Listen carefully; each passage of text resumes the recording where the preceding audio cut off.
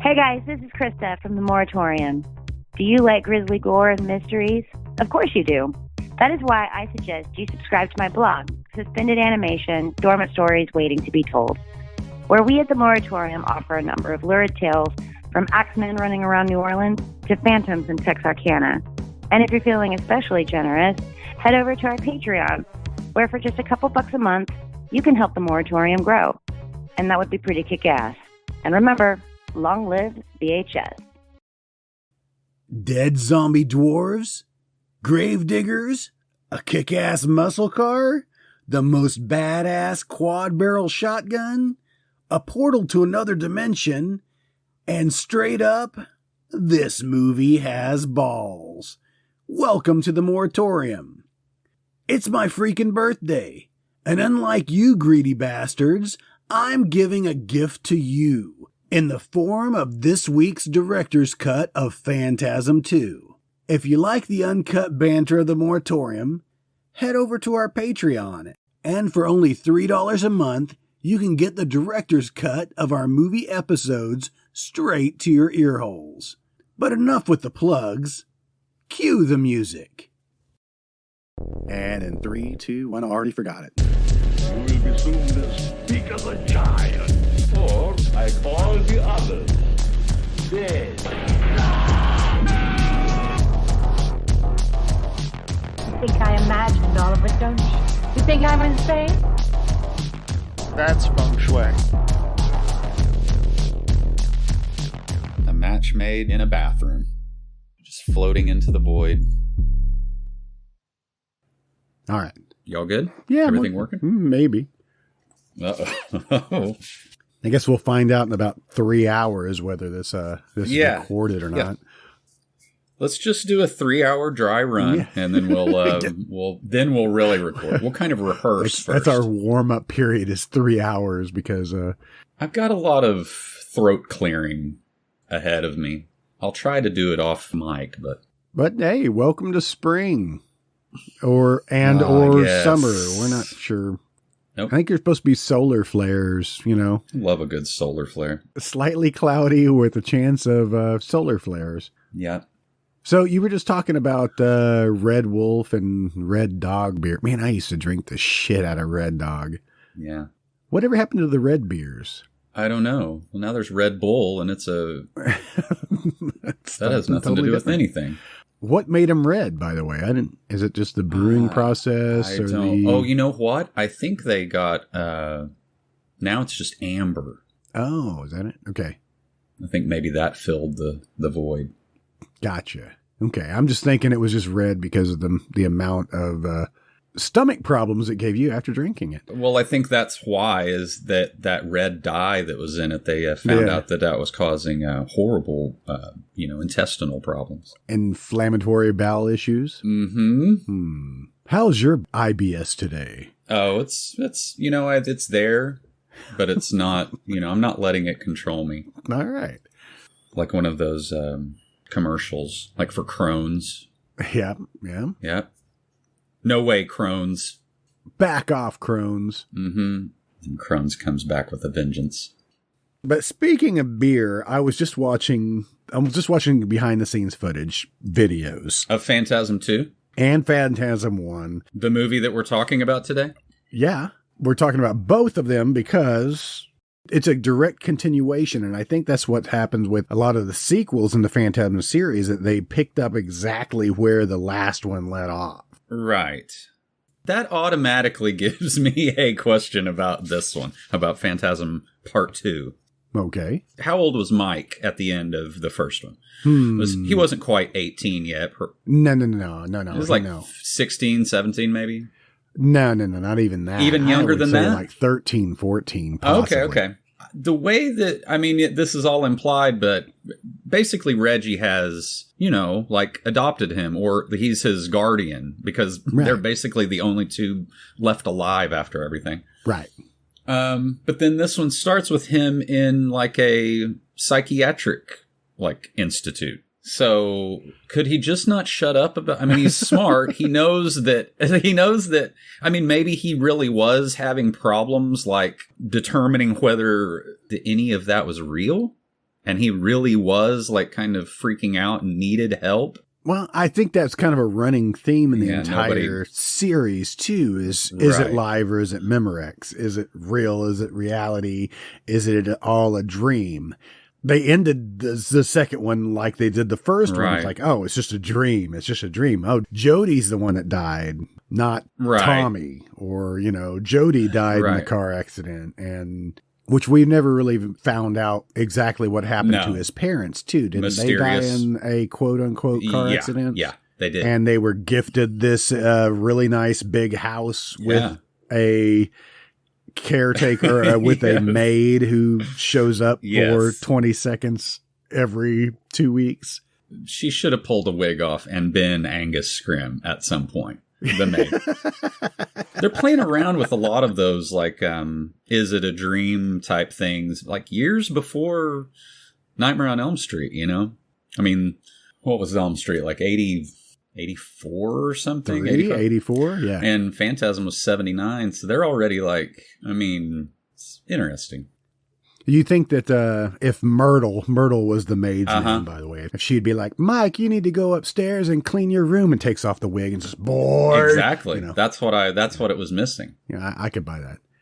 Actually, I watched more behind the scenes footages things on Phantasm 1 today than I did Phantasm 2. And hopefully I will catch up. And next week in our yarn wall, we might end up spending an hour just talking about the franchise and unpacking everything. See, a lot of these movies that we seem to do, there's not a lot of behind the scenes stuff. And now we get into a more popular series where the fans demand extra stuff.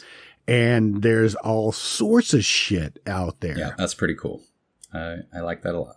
I watched some deleted scenes from Phantasm. That one was Mike runs up after his motorcycle accident in the graveyard.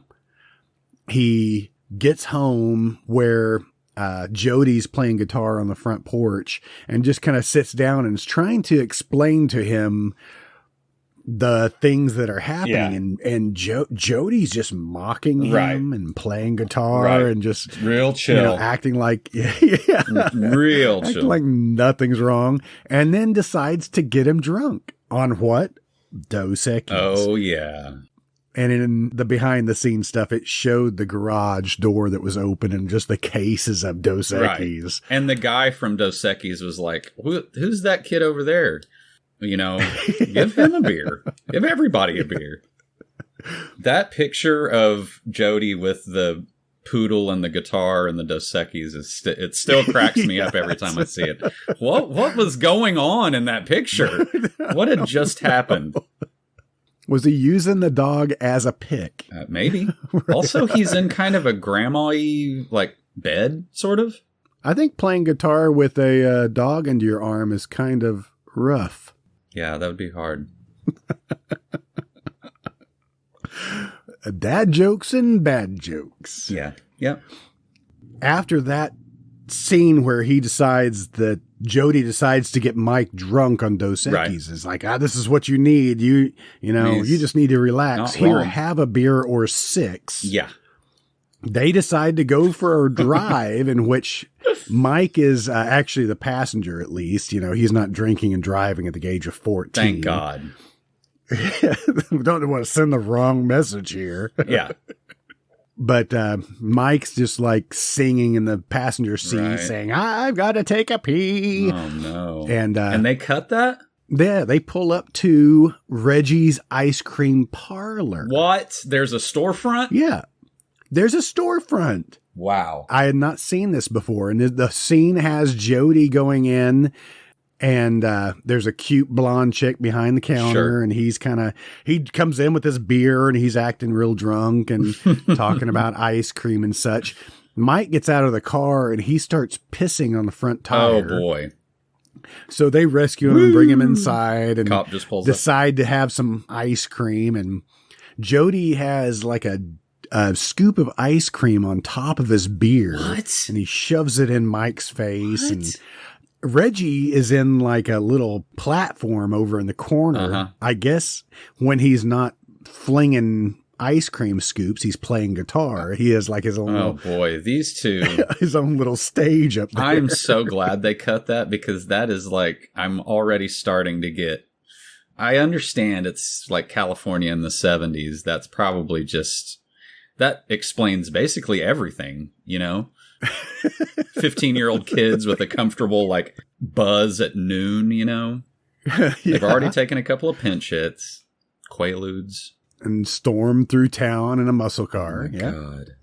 That scene goes on for quite a while. I would like to see that. Mike jumps over the counter in the ice cream parlor and starts a snowball ice cream fight. They start throwing... Reggie's like, hey, bro, you are literally throwing my money like down the drain. Yeah. Reggie grabs like this serving tray and like using it as a shield and goes after Mike and has this giant bottle of, seltzer water that he squirts Mike with. Oh my God. The end of that scene is Mike being passed out, and they have put like 35 scoops of ice cream on his chest. Oh. And he's got, there's cherries on top, and there's 2 cookies around where his ball sacks would be, and a banana sticking up out of his pants. Guys. And they're just eating ice cream off of his chest. Eating ice cream off of him? Yeah. I mean, he's fully clothed. Don't get me wrong. It's tactful. That is so distasteful. Cookies for balls and a banana dick is tasteful? Well, at least he's... clothed. It is tasty. It may not be tasteful. I do not like any of what you just said for the last 3 minutes. But this goes back to what you were just saying. Reggie writes Jody a bill for $50. Yeah, he should.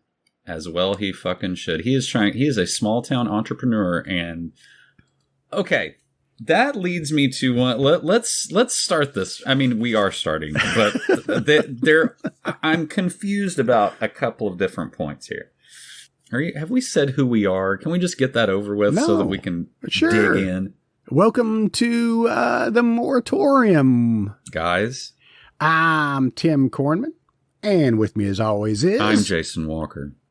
Just talking about the gross 70s. Also, everyone in... Well, let's start with the opening of this movie.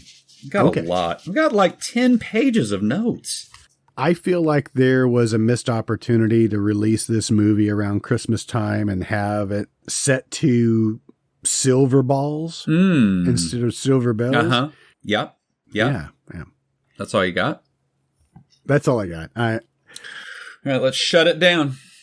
Yeah, we are doing Phantasm 2 as we decided at the last minute that we are doing a Phantasm 1 and 2 double feature because those 2 movies are probably the pinnacle of this franchise for me, at least. Yeah, it goes a little downhill from here. Not completely, like, they are very interesting, the sequels to this, but nowhere near the budget that either one of them had. But this one, Phantasm 2, the budget was $3 million compared to, I mean, that's probably like triple what the first one was made for.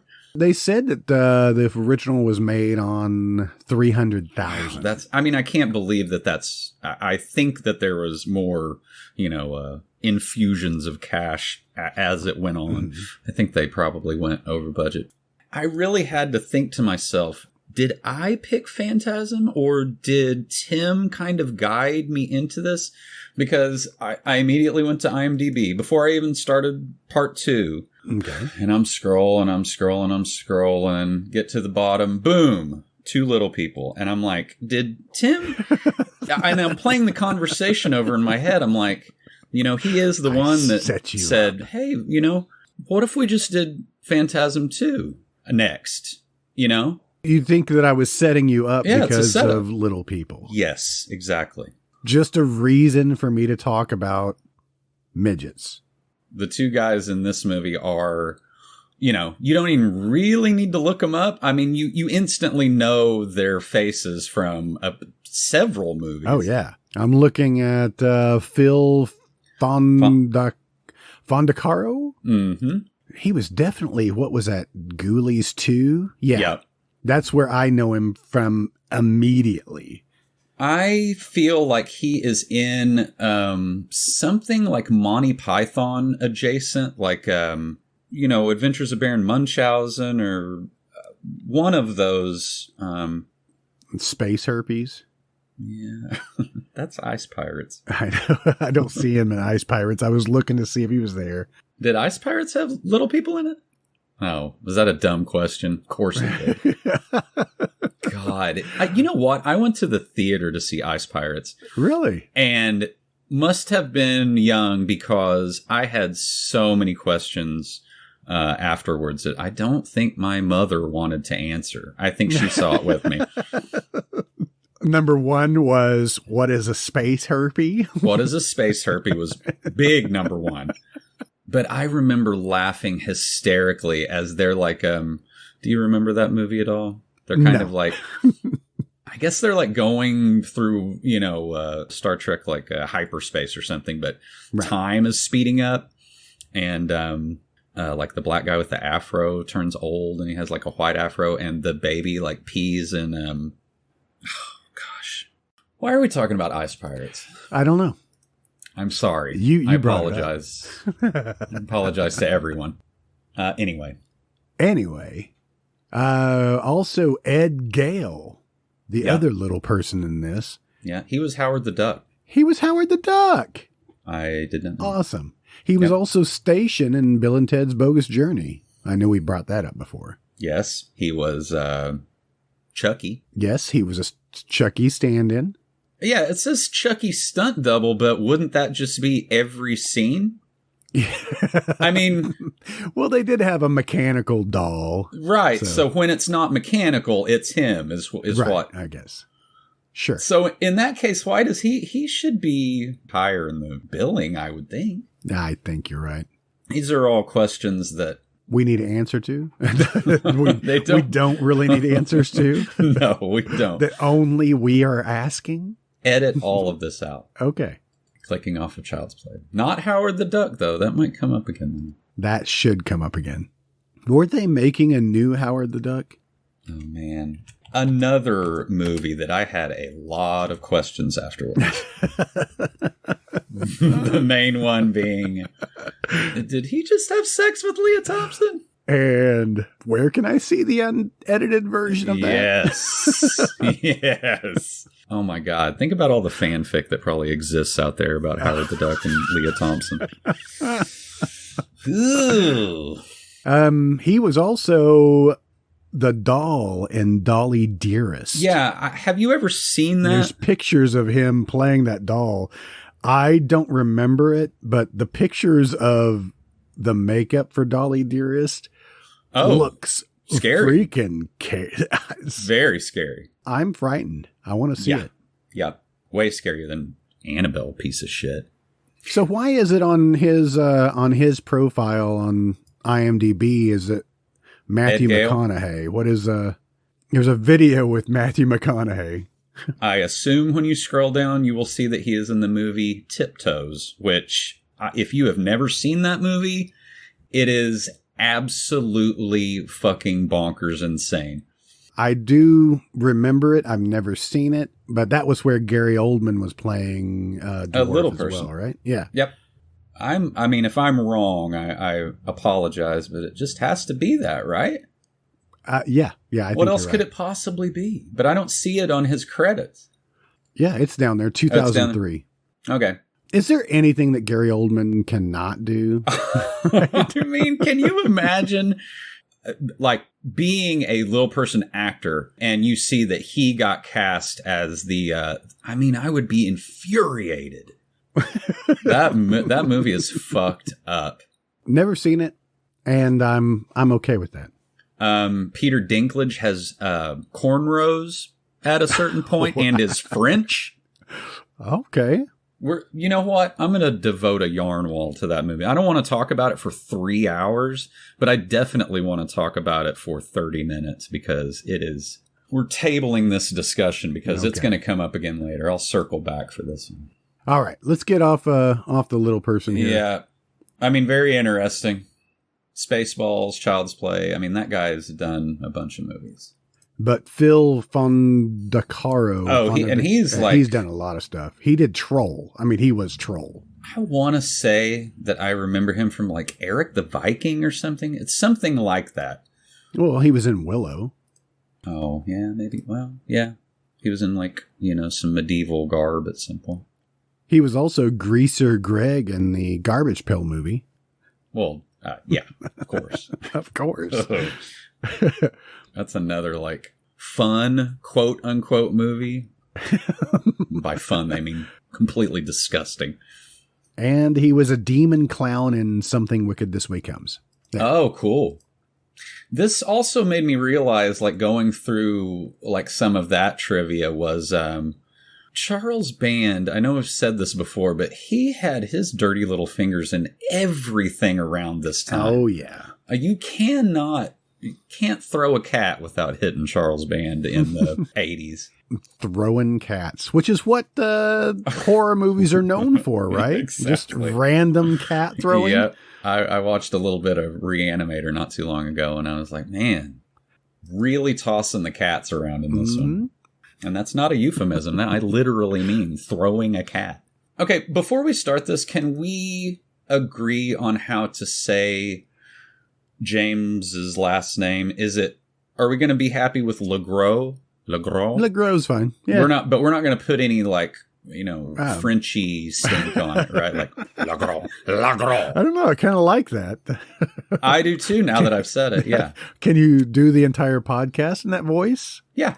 I bet I probably could. That sounds like Michael Parks in Kill Bill. Yes. His character. Yes. That so accent ridiculous. that we have no idea where he's from. He didn't have any idea.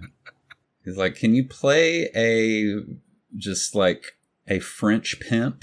And hold a cigarette the wrong way with your palm up. No, wronger. There. Perfect. Try to maneuver that into your mouth.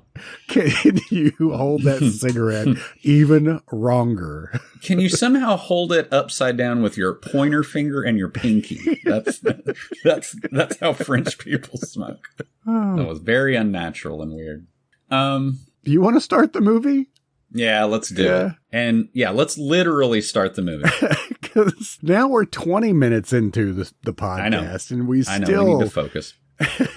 Also, these are all things that we have probably talked about in last week's episode. Yeah. But it's okay. Except for drunken ice cream. Yeah, that's wild. Yeah.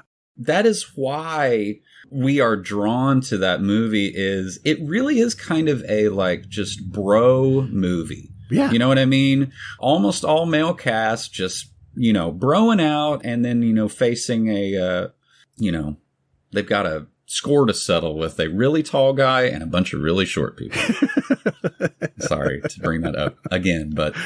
And I got a question here, though. I already got more and more questions. Okay. Don't know if I'll have the answers.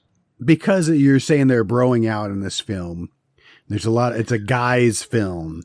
Yeah. And every woman that shows up in the film is subsequently evil? I mean, was it just a sign of the times a little bit, kind of? Like, really all of the girls in both of these movies are kind of sort of like vapid, like just there to... I mean, like, the girl in the first one, the lady in lavender? Oh, yeah. Right. But she's actually a dude. Oh, that's weird. But then the next girl you see is just the fortune teller's daughter or granddaughter. Right. Okay. And she is just kind of like, I don't know. It doesn't really advance the plot at all because it's all this like kind of mystical type stuff. But the girls just don't add a lot. That scene did not go very far though with the true. Fortune telling. Yeah. I mean, it was a neat effect with him getting his hand trapped in the box and the box just appearing and disappearing. And yeah. So Yeah, do with that what you will. There's another box in this kind of that looks like it's like a tiny little coffin. I would hate to say like, I mean, no, smaller than that. It's almost so small. It's like you'd keep like, like paraphernalia in it or something. Right. It's like a really cool weed box that you could get online. Yeah. Yeah, man. But no, it has deadly silver balls in it. 2 silver balls and 1 gold ball. Yeah. They one-upped us from the original movie because they added yet another ball. Yeah, that's like way over the top. I do like that the one had the like kind of little buzzsaw at the front of it. That was pretty cool. You only see it for like a second. Mm-hmm. But being able to show the versatility of the balls, maybe. It reservoir dogs that priest's ear off. Yes. Which I saw that guy and I was like, holy shit. I mean, I know that we talk about like character actors a lot, but well, where's his name? Kenneth Tygard? Yes. Tygard? Sure. Looking through his IMDb was really fascinating because he is literally one of those guys that is usually in the background, doesn't get a lot of but I instantly knew him. I was like, oh my God, that guy has been in a million things. What'd you say his name? Kenneth Tygard? That's how I'm saying it. He's in 171 credits. Yeah. Even the Lethal Weapon franchise. Oh, yeah. You know? I love it also when you look at their trivia and it's like, had studied to be a surgeon, but started acting in crappy movies instead. This guy, it says he's got a master's from Harvard in German literature. And it's like, what? And yet he's in like Mr. Belvedere or something, you know? It's just, I guess those guys get that calling and it's like, I wanted to save people's lives but I think I'll just be in Lethal Weapon instead. and he's made a great career out of playing nobody.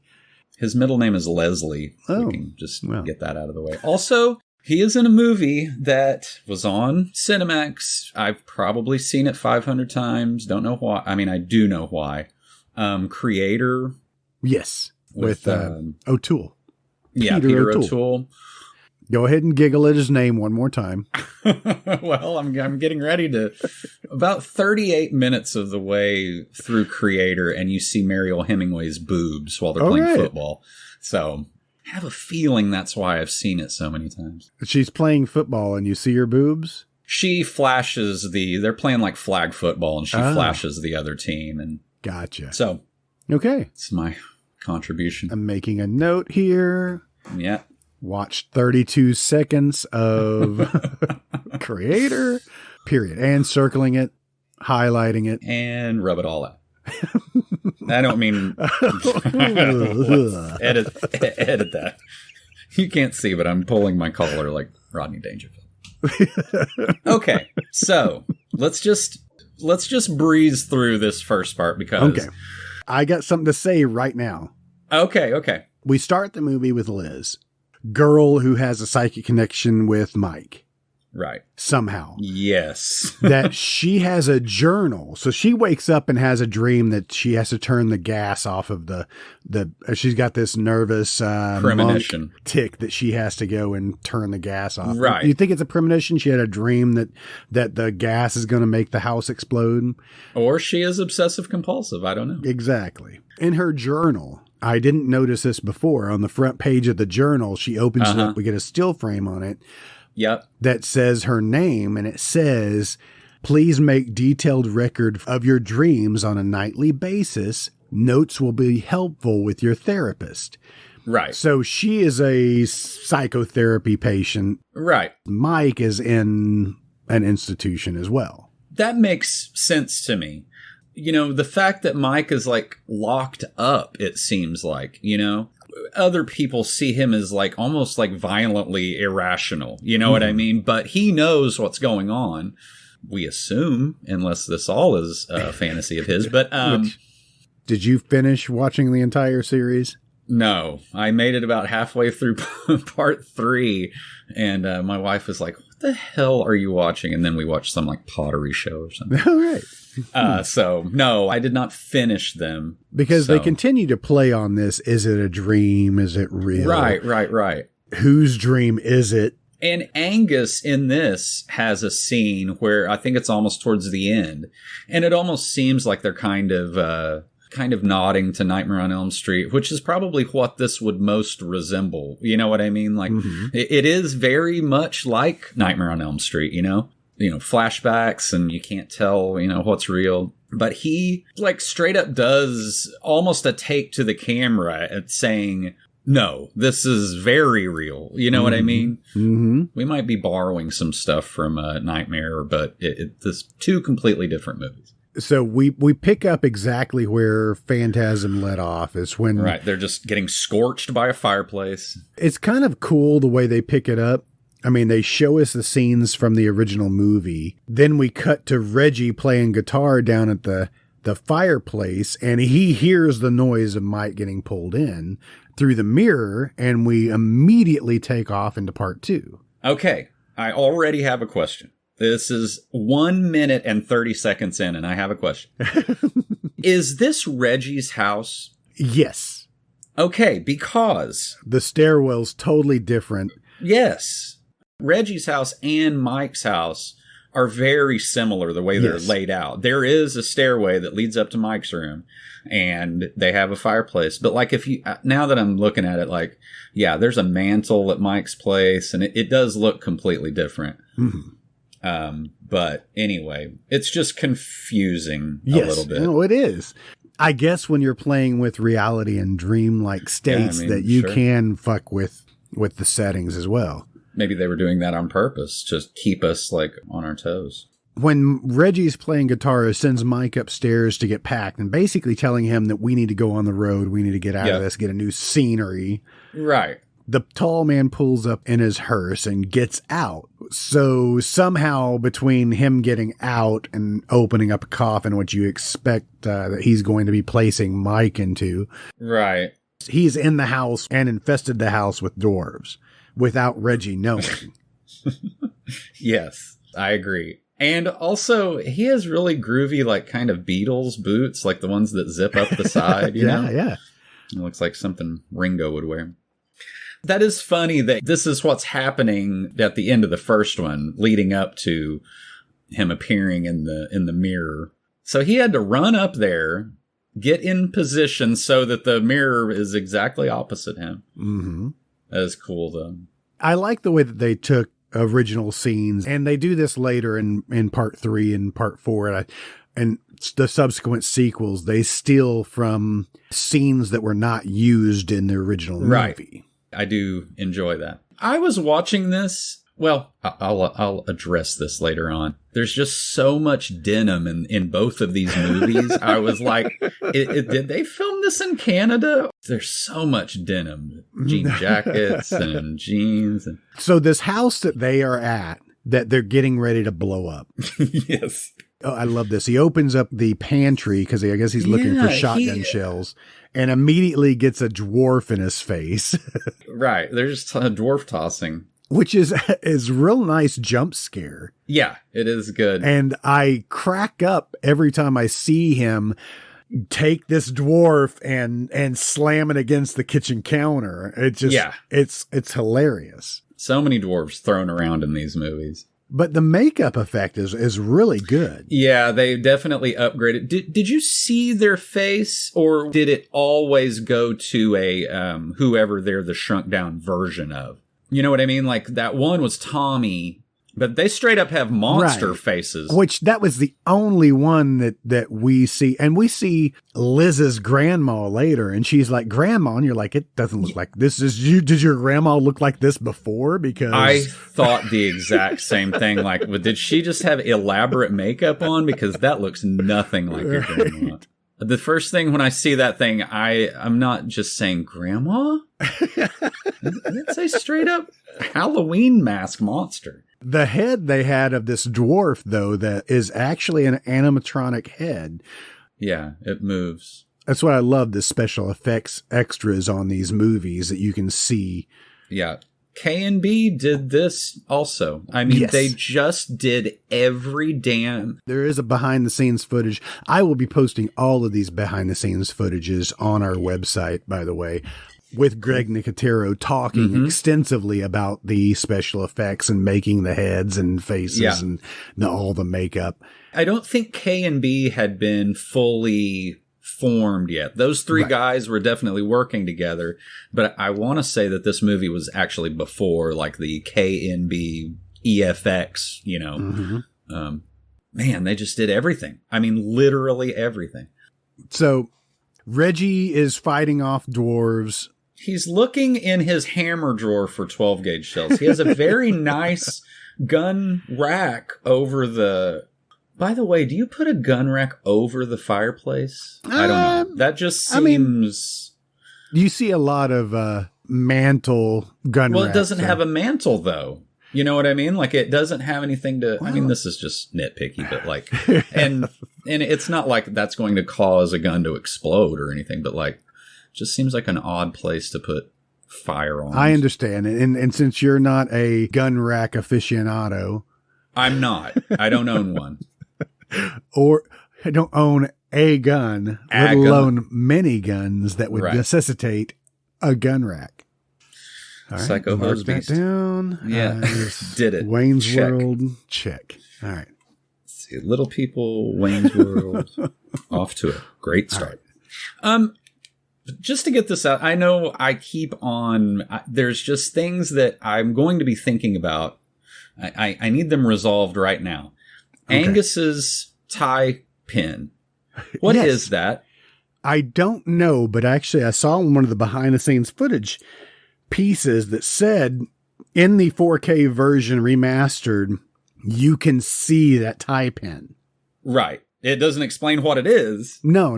It just said that just because of the upgraded quality, you'd never noticed the tie pin before, but now you can. Right. I'm like, well, thanks for pointing it out, but never giving me any never answers. Explaining. Because it is exactly the same. Just looking at these two scenes, I mean, one from the part 1 and part 2, it's the same one. He's wearing the same one in both of them. It probably just means something special to him, but I really would like to know what that is. I'm sure it's out there. I'll Google it in the meantime. Anyway. We do a lot of back and forth with Liz and now Mike, and we introducing James Legroz basically through her journal. Right. As, okay, look, now it looked like Mike, and now it looks like James Legroz. Yes. Those two, I mean, I understand, but like, you could not pick two more dissimilar looking people, I guess, is what I'm trying to say. In the behind the scenes footage stuff, it talks about getting James Legroz, and Don Coscarelli goes into depth. And there's several different accounts. You get to hear Michael A. Baldwin talk about, he was sad that he was not able to get into that role, that he tried, that he auditioned. He auditioned for it, but he didn't get it. Now, Don Coscarelli goes on to saying that I guess Michael A. Baldwin was not a practicing actor at the time. This is 10 years later. So that's why they chose for a more seasoned actor. And when we have James Legroz, he had several things under his belt before Phantasm 2. I mean, it's nothing huge, but movies that we would know. Right. He was in Solar Babies, Yeah. He was in Near Dark. He was in Real Men, Fatal Beauty, and Batteries Not Included. Yeah. I mean, he's slightly too young to be a brat packer, but he is very much in all of the same. I mean, even the movies that he's in with other brat packers, like Solar Babies, they're just slightly older than him. You know what I mean? Like they're two, Jamie Gertz and Jason Patrick are probably 3 or 4 years older. Mm-hmm. But he's in all those, he was in Singles. Oh my God. We used to watch that movie all the time. Where the Day Takes You. I think it's funny that almost all of his movies have a parenthetical as James Legroz. Like, I don't know if they just misspelled his name so much that caused that's why I had to look up to see if this is Canadian, because there are several times that he is in a Canadian tuxedo, a jean jacket and jeans. He even has a mock turtleneck at some point. Okay. Anyway, so we blow up Reggie's house. Like Hiroshima level, it explodes. Like there is a ton of TNT in it. Which, according to the trivia and then the special features, there was. Yeah. I did read that about the freeway going through, and it was going to be demoed anyway. Mm-hmm. And it was close to an airport, and they bought this house for $500. Right. But it was only a single story, so they constructed a second story on top of that to make it look like, that it could play off as either Mike's house, but also give it the stairwell needed for these scenes, so they could throw a dwarf down the stairs. Which, notice those stairs, that spiral staircase is very reminiscent of Poltergeist. Yeah, sure. Yep. Love a staircase. But when they blew it up, I mean, they had timed it out perfectly to film several scenes. Yeah, from like 6 different directions. Right, which I think this is the same explosion that we see later when Reggie and Mike are going back, and Mike says, the gas is on at your house is going to blow. Right. And they blow it up again. That's the same house. Right. They just filmed several different blocks at the same time and timed it out perfectly to blow it up. Right. And I really do like the trivia stating that, yes, the inspector was coming to make sure that there was a fire inspector to make sure that, that they were going to be contained, and he was upset at the amount of explosives they were going to use. Yeah, he made him pull some explosives out. Yeah. Until he heard that this was Phantasm 2. Right. And he was a fan of the original movie, and he's like, oh shit, blow it up. Yeah, fucking load it up, guys. I want to see this thing from fucking space. Here, I have some explosives that you guys can have. I don't know if I've ever seen anything blow up like that. It's a huge explosion. And the fact that they bought a house instead of making a miniature set to blow it up. I was looking for like little, kind of Hot Wheels and stuff because that they try to get away with that. Oh, can I get a 440 Hemi Cuda Hot Wheels? I would love that. You actually can. I was just looking at it. It's a company called Graveyard. Hang on a second. Let me get this right. I clicked off of it because I didn't think you'd be interested. And of course, Graveyard Cars with a Z. And you can get a little, it looks like a little Matchbox, but more detail. Awesome. Yeah, man. Oh my God. I would just be like all over my desk. So Mike gets out of the institution, talks his way out of, yes, I've been rehabilitated. Right. And immediately goes to a cemetery to start digging up graves. Yes, he really does have a problem. And somehow Reggie just finds him. I thought I'd find you here. Right. I heard you got out. I assume the first places you're going to go is to digging up graves. Immediately. That old Mike. Yeah. That's how I get my, some guys go to the gym. I just That's right. dig up graves. That's probably a good workout. Get your cardio, got your strength training. Sure. CrossFit. Yeah. I know there's another joke here. I'll work on it. He's just jumping back and forth over the headstone. All right. Is this Morningside? I don't know that it's necessarily Morningside. Here's just another question about the reality of it all. In the scene with Mike, where he finds him at the graveyard, does Reggie have no hair? Yeah, it's been God, and it is so perfectly bald, except for the sides and that little ponytail. I saw him on Joe Bob Briggs, and he does have that little ponytail in the back. And this may not be a perfect movie. I will always hold part 1 and part 2 in like the highest regards. Yeah. Watching Phantasm 2, I have not seen it in 10 years. Yeah. It's a little cheesier than I remember. Oh, There's a couple of scenes that I was like, oh my God. Reggie is the kind of he's an action hero, but he's also kind of comic relief too. Mm-hmm. And I do enjoy his kind of like little business where he's being attacked by like devil dwarves, but he's still kind of got a sense of humor about it, you know? Mm-hmm. Right. Which I would like to think that I would too if I was in that situation. Which in the Don Coscarelli commentary in the behind the scenes was talking about this was supposed to be a road movie. Yeah. And in fact, if you cut out a lot of the scenes with Liz at the beginning, you could cut this movie and just make it a road movie where it's just Mike and Reggie going after the tall man, Sure. going from town to town, getting supplies and trying to hunt this guy down. You just wrote half the lyrics for the Phantasm song that we're going to work on after this is over. I was hoping you were going to say that. Yep. As a young boy, I mean, that is really what I was like, all right, guys, get in there with those dwarves, mix it up a little bit, you know? Yeah. They're just broing out. So many of my questions I asked myself within the first like 20 minutes. Here's another one. Okay. And this isn't the, you know, like my theory of the movies. This is a IMDb discrepancy. Okay. So there's the first scene where he grabs Mike, you know, after the mirror incident, and they both crash through the window before the house blows up, right? Love that. Love it. Obviously a stunt person that he is with, right? Wearing Correct, the yes. Canadian tuxedo. Yes. They're taking care to like hide the face. The hair is very similar. Yes. So I looked it up.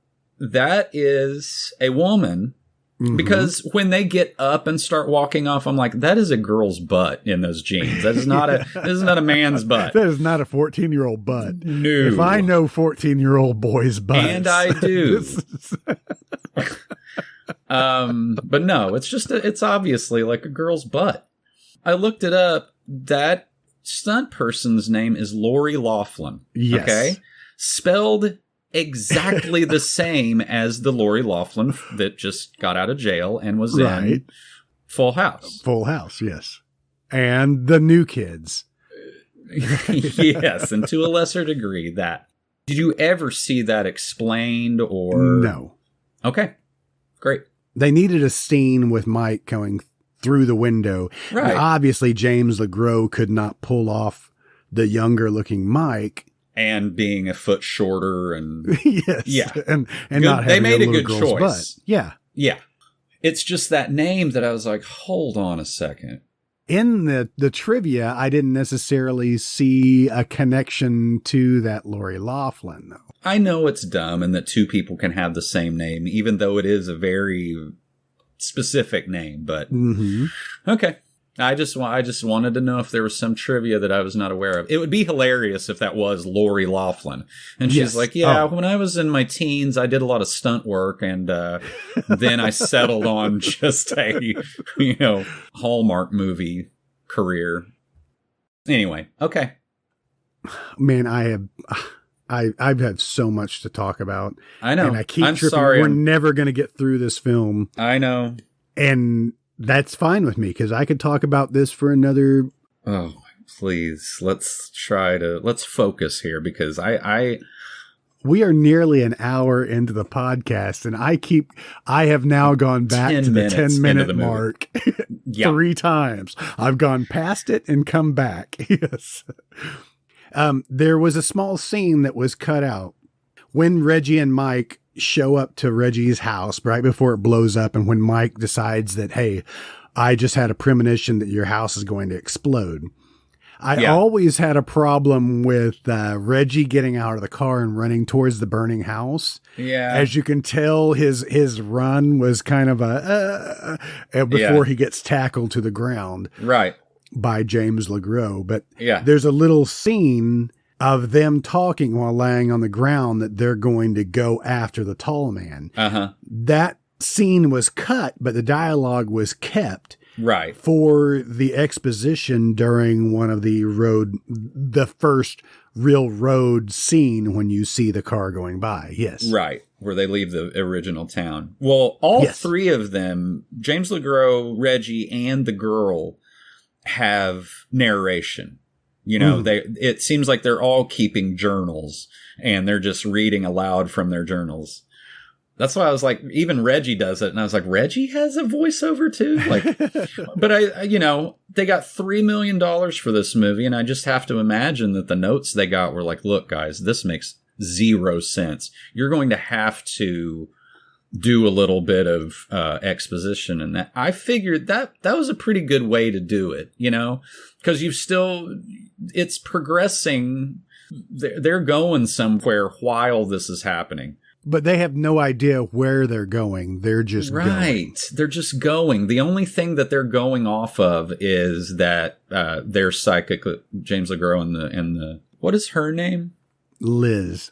Michael and Liz's psychic link is what's guiding them, basically. And they're basically just going from town to town to finding these ghost towns. Right. Where the tall man has been. Right. And basically just wiped out the entire population of the town to make slaves for said alternate universe or the red planet that I can't explain. Right. Well, I have written down, this is very Kingian. And then I was looking through some of the trivia on IMDb, and I think Coscarelli kind of had Salem's Lot in mind when he was writing this. It's basically what Salem's Lot 2 would have been like if the boy and Ben had just been on the road and they were kind of stamping out these little vampire flare-ups, I kind of read that too. I think that was in the trivia. That's what he had gotten a lot of influence from Stephen King. So I love them rolling through that first town and all the windows are boarded up and and that makes more sense when they go on their amazing shopping trip. Is one of the best scenes ever in any movie. And again, that's why I say this is such a bro movie, because they have this, classic gearing up montage, Right. And it's not necessarily a music montage. Reggie doesn't come out of a changing room with like a funny hat on and James Legroz is like shaking his head. No, Reggie. It's like the scene in Aliens where they're like, telling everybody how the fucking pulse rifles work and stuff. I mean, all I need to know is where they are. Exactly. But see, this also had me later on. They set booby traps. And again, I was thinking about Nightmare on Elm Street and Nancy, They've got that double barrel shotgun, which the double barrel shotgun rigged to the door. That's in Salem's Lot. Is it? Okay. Yeah. So the previous owners of the Marston house had that booby. Of course, that's been around since like fucking Looney Tunes is putting a shotgun, flipping it around the wrong way and blowing away the person that sets it, kind of. The grenade. Now, where did they get the grenade? But the grenade in the Pepsi can hooked to a string, so when you open the door, it pulls it out and it explodes. It was in its own satin-lined box. Did you see that? Like it was it looked like it should have been a fake grenade that you would like put on your desk or something for a paperweight. Mm-hmm. Very weird. But yeah, so we get the double barrel. I mean, I think from here on out, it shows up in every subsequent movie. That is Reggie's weapon. The fans must have. I am a fan, and I loved that. Oh, yeah. Don't know if that's the way a torch would work. I don't know if you could, I'm not sure. I have not tried. I want to. Ever since I was a kid, I wanted to rig up a flamethrower. Absolutely. Aquanet and a lighter is the closest that I've ever gone. And I think I've said before, I burned my shed down when I was a little kid. So again, this movie is guilty of throwing out super dangerous suggestions to young kids. So was that how you burnt down that shed? It absolutely was. Okay. I don't want to go into great detail, but yeah, hairspray and a lighter. I should never have figured that out as young as I was. Is that a Nightmare on Elm Street? I feel like Nancy did that to Freddy. Didn't she get a hairspray and a... Maybe so. This movie is well shot. It does look great. I'm watching the like remastered one. Mm-hmm. And I don't know a ton about like filmmaking, but a lot of it is like handheld, you know, when they've probably got like more than 2 people in a scene where they're kind of walking around with the camera a little bit. Mm-hmm. It's very shaky. And I don't know that you notice that so much. Like the clarity of it is making me notice that the camera is just moving a lot. But again, we talk about, you know, the VHS era where we watched this in lower quality. Yeah, it kind of masks some of the... Also, we should mention Reggie's boogie down hat. Yes. You know, again. Yes. At least, thank you. And I might have said this before, at least it doesn't say Winer Diner 69er on it, you know, or has a fake dog turd on it. When they go through this cemetery and all the graves are dug, in this behind the scenes stuff said that, there was a guy with a little backhoe that made these graves, and those were only like 6 inches deep. Oh, cool. And they used like lighting, black satin cloth. Wow. And just shot it in a way that it just looks like they're all real deep. They're all 6 foot deep, but they're not. Right. Well, the production value just went twice as much as the original movie, especially when they get to, what is the name of that town? It is not a name that I've ever heard before. Pierogi? Sure. Anyway. Is that in Oregon or Wisconsin? No. I don't know. It's not, I Googled it. Okay. It's not a town in the United States. It is a town in France. Okay. Périgord. Oh, Périgord. Not pierogi. Pierogi is something you eat, right? It sounds like it should be a breed of dog. It might be. It very well might be. But yeah, about the production value, everything does look freaking awesome. And that's what I was going to say is when they make it to the mortuary in Périgord, you know, we were so impressed with what they did with so little money in the first one. That place looks like it is huge. And I love the hallways again, you know. Mm-hmm. They're like little freeways for the sentinels, but it just looks super cool and creepy. So they break into this so-called mortuary that has been abandoned, and candles everywhere. Lit candles. Yes, unattended.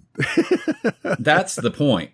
It's fine for you if you're going to be responsible about it and light some candles, you know, you want to have like a romantic dinner or something, but blow them out when you're done. Right. Mike and Reggie split up when they're going to explore this mortuary. Sure. All right. And Mike bursts into the morgue part and sees a naked girl laying there. Yes. That is supposed to be, or is that is the girl that Reggie hooks up with later? That is the girl that Reggie hooks up with.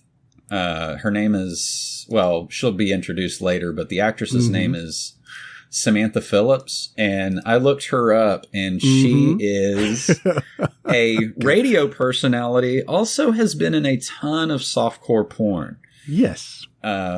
She was in the Bear Winch Project. Uh-huh. Bear Winch 2. Sex Files. Not an actress, I would say. I mean, not a, you know. And this is her second credit. And I saw behind the scenes on her, and it was talking about when she came in to audition for this role, she just went kind of crazy because the role was actually specifically written for a buxom blonde. Yeah. And which she is not. No. I'm glad, though. I guess she was acting quite crazy in her audition, and there was something about her that they really liked. Right. Plus, they asked her to be naked and have a sex scene with Reggie, and I guess she went for it. Oh, and what a sex scene it is. Holy shit. That is wild what is happening on screen in that sex scene. And if you read in the trivia, they say that I think Reggie's wife was on the set during that scene. So you can't tell because Reggie seems very cool with everything that's going on. And it was Samantha and Reggie that came up with her bald man fetish. Yes. And that's why it makes that a little easier to comprehend that this chick is attracted to Reggie. What is hard to comprehend is how she is basically having an orgasm while Reggie is fully clothed. Yes. And also she has her panties still on. Yeah, well. Now, I'm not saying that couldn't work, but that seems very, very suspect. Maybe that was Mrs. Bannister was like, you're keeping the flannel on. You're even keeping the thermal under the flannel. But yeah, she does add her name's Alchemy, which is cool as shit. I know we'll get to her here in a minute, but she does add just another like kind of uneasy sense of weirdness. Like Michael knows there's something up with her, and Reggie is just like too horny for his own good. Yeah.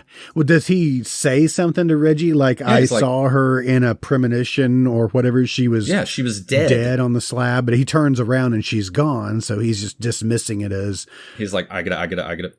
The tall man's fucking with me, or I am still slightly unhinged and should be back in an institution. Right. Both of those things could definitely be true. Okay. Before we get to her, can we take just a short break? Let's do it. Hey, freaksters and freakettes. It's Tim from the Mortuarium. Do you like the sweet sounds of our witty banter in your ears every week? Well, head on over to our Patreon, and for only $3 a month, you can get even more. In the director's cuts of our movie episodes. On average, that's 20 minutes more of our wisecracking, jive-talking, and lip-flapping laughter straight to your earholes. Go to themoratorium.com and click on our Patreon link, and you'll find 5 awesome tiers with tons of goodies. You can also find our Teespring link on the website for even more awesome merch. Thank you for your support. Now on with the show. It just occurred to me really that like, it may seem like we're bitching about the plots of these movies not making any sense, but if they made perfect sense, this podcast would literally be about 30 minutes long. You know what I mean? We would have nothing to talk about. Maybe we should watch movies that make sense. Oh my gosh, I can't even imagine what that would be like. No flashbacks or weird narrating. I feel like I've been talking nonstop for an hour, and I have. Yeah. My throat's already sore, and usually by the end of the podcast, you can tell I'm probably getting a little bit hoarse. Yep. Our love for this movie. Yeah. We are going to be dogging things all in good fun. Yeah. I'm still going to continue watching this for the next 20 years. I mean, I've watched it a couple of times now. It's good. You know, I revisited, but I'll definitely watch it again. So I'm to the scene where they're in the basement of the mortuary, which is okay because this is one of the most iconic scenes in the movie. Right. The special effects were so well done. The makeup effects were so well done. Watching the behind the scenes on how they created this thing, where basically Reggie finds Liz in the basement. Right. Basically, she's covered up with a tarp or a robe. Yeah. And instead of investigating on his own, he's called Mike down there to help him. Yeah. So when they unrobe Liz and we see this demonic hand puppet face of the tall man. Yeah, it looks very similar to Freddy Krueger. I'm seeing now. It's what they tried to do, make this guy look like he has like burns all over his face. And one guy is, freaking, why can't I think of his name? Robert Englund and Angus Scrimm. I mean, they're going to look a little similar when you like roast the flesh on their face. So, although did K&B do, no, they didn't do the first one, but did they do any of the subsequent like that's your department movies? This was incredible for me. When I first saw this, I was like, holy fuck. Yeah.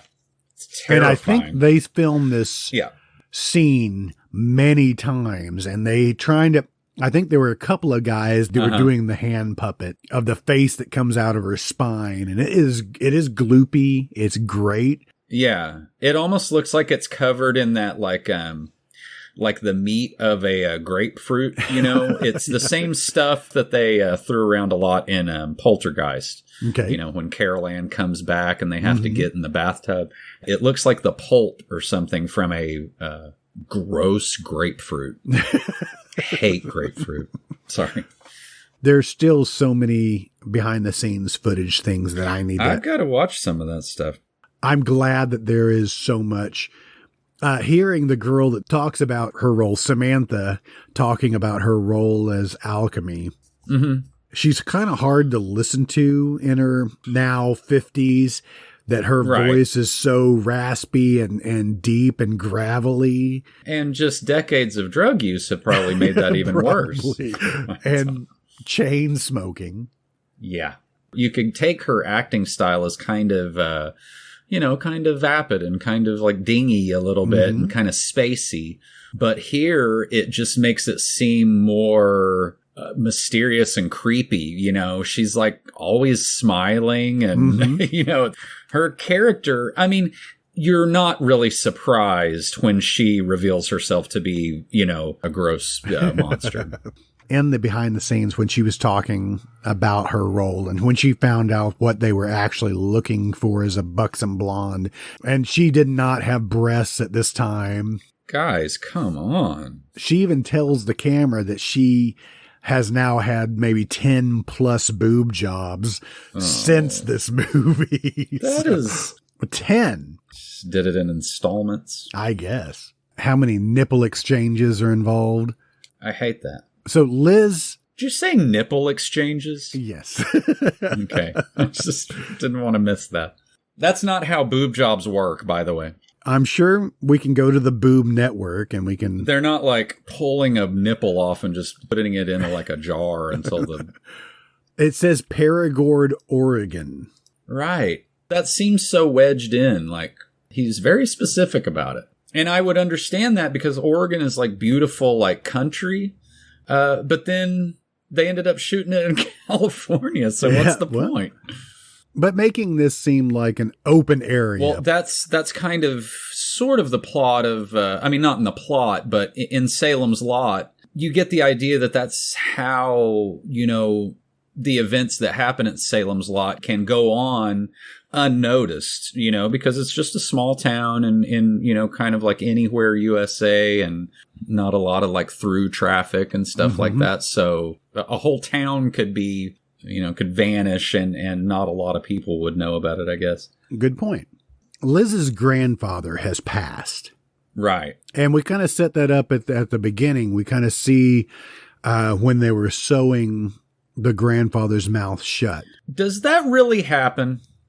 Well, yeah, I believe so. Okay. Because I saw that and I was like, they have always, I can think of 100 movies that have done that. And surely there's some other way to do it by now, Some sort of glue, maybe. Yes, that's what I suspect. Working in the healthcare industry and seeing how, how we sew up pockets for pacemakers. You don't go just up and over like that to cinch the mouth shut. Right. Now, maybe they're doing that to set the glue that's on the lips. I don't know. Right. Can't tell you. Okay. I did think about it for about several minutes and then I stopped. But that's not the only time that I've seen that, that's a pretty, it makes for a great effect, and that's why I thought, well, are they just like perpetuating this thing because it looks cool when the dead like come back to life, or is it just, and this is where I have more questions. Okay, great. Our priest, Kenneth Tygard, who is playing Father whoever. Father Sweaty. Father Sweaty Lips.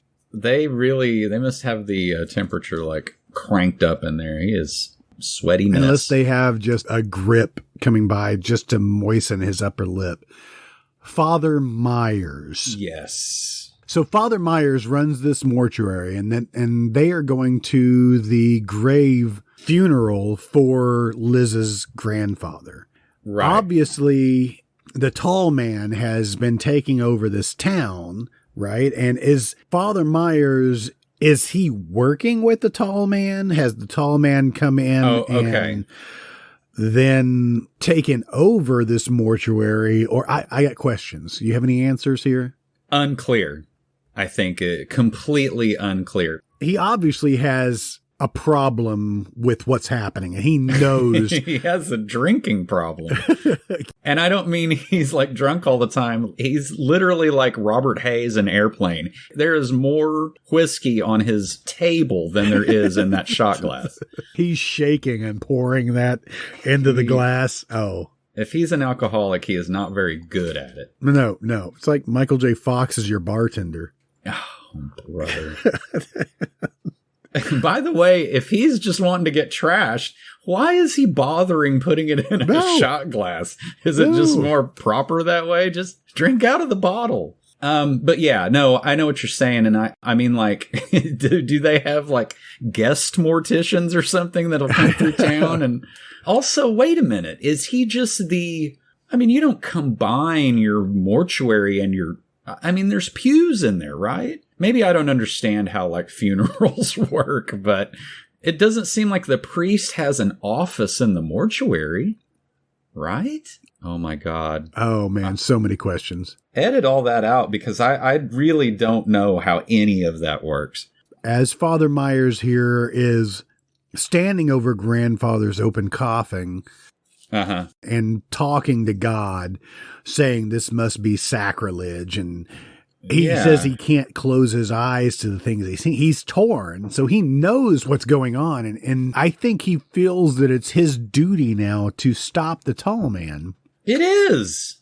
If it's anybody's business, it should be his. It seems like it's cemetery's problem, and also in a religious sense, he should be. You know what I think it is? I just realized. I don't want to say that he is completely plagiarizing, but he is kind of the Father Callahan from Salem's Lot, where he's trying to do the right thing, but he's terrified. He's in mortal terror of what is happening, and he fails. He's a coward. The characters are very similar. But he decides to stop at least this guy, at least Grandpa, Liz's grandfather, from becoming the undead midget. Yes. By stabbing him during the service. Liz's grandma sees him doing this act and she passes out. Yeah, they have not left yet, sir. Please. I mean, you've got some time. It's broad daylight. Yes. There's only 3 people attending this funeral. You can wait till at least they go to the bathroom. Exactly. I don't remember that knife sticking out of Grandpa's chest like that. Oh well. Huh. He was Catholic. I don't know. I'm not sure where Liz says she's going to go, but she's walking down the creepy corridors in which we're just setting up the complexity of this mortuary. Yeah, which we saw the outside. The outside looked like just a house, just a small house. Right. And the interior just goes on forever. Yeah, like there's a basement that is like a labyrinth. Yes. Get David Bowie down there. And she kind of hears one of the dwarfs scuttering off. Yeah. And starts walking down the hallways until she sees, and I love this, the coffin that is kind of looks like it's smoldering, steaming a bit. Yeah, I think it's just meant to be like fresh from being dug up. I couldn't understand like the kind of mist either, but it did look very cool. So there are 2 guys that are real creepy that are kind of helping out the tall man. Again. Another reason why I had to look up was this filmed in Canada. Those guys look very Canadian. They both look like Wayne Gretzky. Really, they've got hockey hair, and yes. They are kind of like, let's call them the Gretzkys. They're not blonde, but they look kind of like Todd McFarlane and Wayne Gretzky a little bit. So many questions. Yep. No answers. None. Paragord. I like saying that name. It's silly. Mike and Reggie, are they trying to find the tall man at this point, or are they trying to find Liz? Or is Liz just the only thing that they have to go off of is Mike's kind of Lizdar, And wherever, I think, maybe not on camera, but he's kind of guiding them. That's what I think. The Lizdar. Lizdar. That's pretty good. Yep. Yeah. Yep. Did you just make that up on the spot? I did. That's very witty. I don't know about that, but these two towns that they've rolled through, I mean, I guess maybe like I know we've talked about this forever, but like, people are not very good at boarding up their businesses. Those 2x4s are everywhere. Like, I'm going to put this one from like 2 feet off the ground to like at a complete like zigzag. It just seems, I don't know. Why don't you just stack them on top of each other and maybe they're just scared. We'll just ride out the vampire or whatever plague and then we'll come back and open this bookstore. I know that we've already passed the scene, but I was just looking at where Father Myers is, I guess, meeting his untimely death, right? Yeah, I really enjoyed that scene. When you were asking, like, what's his role in all this? Like, why is he just, like, cowering in his office? Had he seen the tall man up until that point? Well, I believe so, because he's taken upon himself to try to stop this, and he wants to. Yeah. He knows that he's going against something supernatural that he can't explain, and he's lying to himself. Right. When he's pouring his drink and he's drinking and he hears the wind outside and... Yeah, he's like crapping his pants. Oh, damn wind. Is it ever the wind? It's never the wind. I don't think it's ever been just the wind. It wasn't the wind in The Happening. Those shots of trees just blowing back and forth, and you are meant to think that it's like Jason Voorhees coming at you is very funny. Have you ever been on a road trip where you have stood literally elbow to elbow with a guy just pissing in the woods? Probably, but those are like close friends. Well, I mean, yeah, they probably hang it out. Like, who cares? They're just a couple of guys. And then in that scene, he's like, Reggie. He calls him horny. Yeah. Does he mention to him at that point that he saw this girl in his dream or his vision? I think so, while they've got him out. That's an awkward car ride. When he wakes up, you know, and she's just in the back seat, and they just kind of look at each other. That's like the weirdest scene. Like, well, okay. Seen you naked, seen you dead. Yeah. Not awkward at all. Yeah. He seems like so much weird shit has gone on that, like, he is not surprised by that at all. Yeah, that grenade in the door, it seems like a really good way to blow yourself up. I got questions here because I'm just at the scene where Liz is, it's like the next day, and she has found that her grandmother is missing. Right. This is after Grandma wakes up to the scene in literally every horror movie where she lays back in bed and suddenly there's a her very dead husband is right next to her. Yes. Laying next to her. Yeah. Why has the tall man come after her and she's still alive? And I mean, if we are just spitballing here, I don't know. Maybe he's thinking that he can scare her to death and it's a 2-for-1. Or it's like a BOGO. Or there's only 3 people left in this town. Let's just go ahead and she's finish one it of off. That's what I'm thinking. I think it's just as simple as that. I've just got to sweep up the remainder of these few people. Yeah. Which it says population of Paragon was 891, by the way. That's a lot of devil dwarves. What were we calling them? Lurkers. I kind of like that. I think part 3 introduces some terminology. Oh, I do have a note. You can see the camera crew in the first sphere. Have we even made it to the balls yet? I am just now with Liz walking through the cemetery. She comes across an empty grave of Alex Murphy, who is RoboCop, yeah, by the way. Right. And Father Myers? I can't imagine that these are... Definite nods, yes. Yes, I would think so. Yeah, so, and then our crew is going to stay at like a bed and breakfast. Well, Liz says that it's like her uncle has a bed and breakfast. Alchemy. Yes, Alchemy. They're calling her Kimmy, I think, for short, which I love that name. It's cool. Yeah, it's cute. Yeah, so their uncle's apparently gone, if he ever was a person. Well, everything else is boarded up in town. Liz is the only living person left in this town. Right. And now she is snooping around the wrong territory. Both of these movies so far have been kind of confusing about where this is happening, you know, like in time and space where this is happening. Mm-hmm. So at some point she's at her grandma's house, and then she is able to walk to much like the first one. Everything is within walking distance. Yes. Is that agreed? Are we agreed that she is just kind of staying with her grandma and investigating? So she's made it to the graveyard, made it to the mortuary. Are these the lurkers? The guys in the gas masks that are helping out the tall man exhume the bodies? They are, and that is what I was trying to find earlier. Mike calls them gravers at a certain point. Okay. So they are very specific. Well, you know, we were talking about the guy from the, you know, kind of like, you know, he's dressed like kind of like a handyman or something in the first one. He's up to no good. Right. Okay. Anyway, they have like human familiars kind of. Right. Okay. But they also sometimes have powers too, like mainly being incredibly like resilient. You know, you can beat the fuck out of them and they don't die. Okay. So that's how I'm thinking of them, is they're like the tall man's, you know, how he's able to like conduct business, because they're semi-normal looking, except they haven't slept in a decade. And I think they use them throughout the rest of the series, and maybe they became more menacing throughout. Yeah, once you put a name on them, it's like, I see lurkers, I see sentinels. Where are the gravers at, Don? Yeah. Okay, gotta keep everybody happy.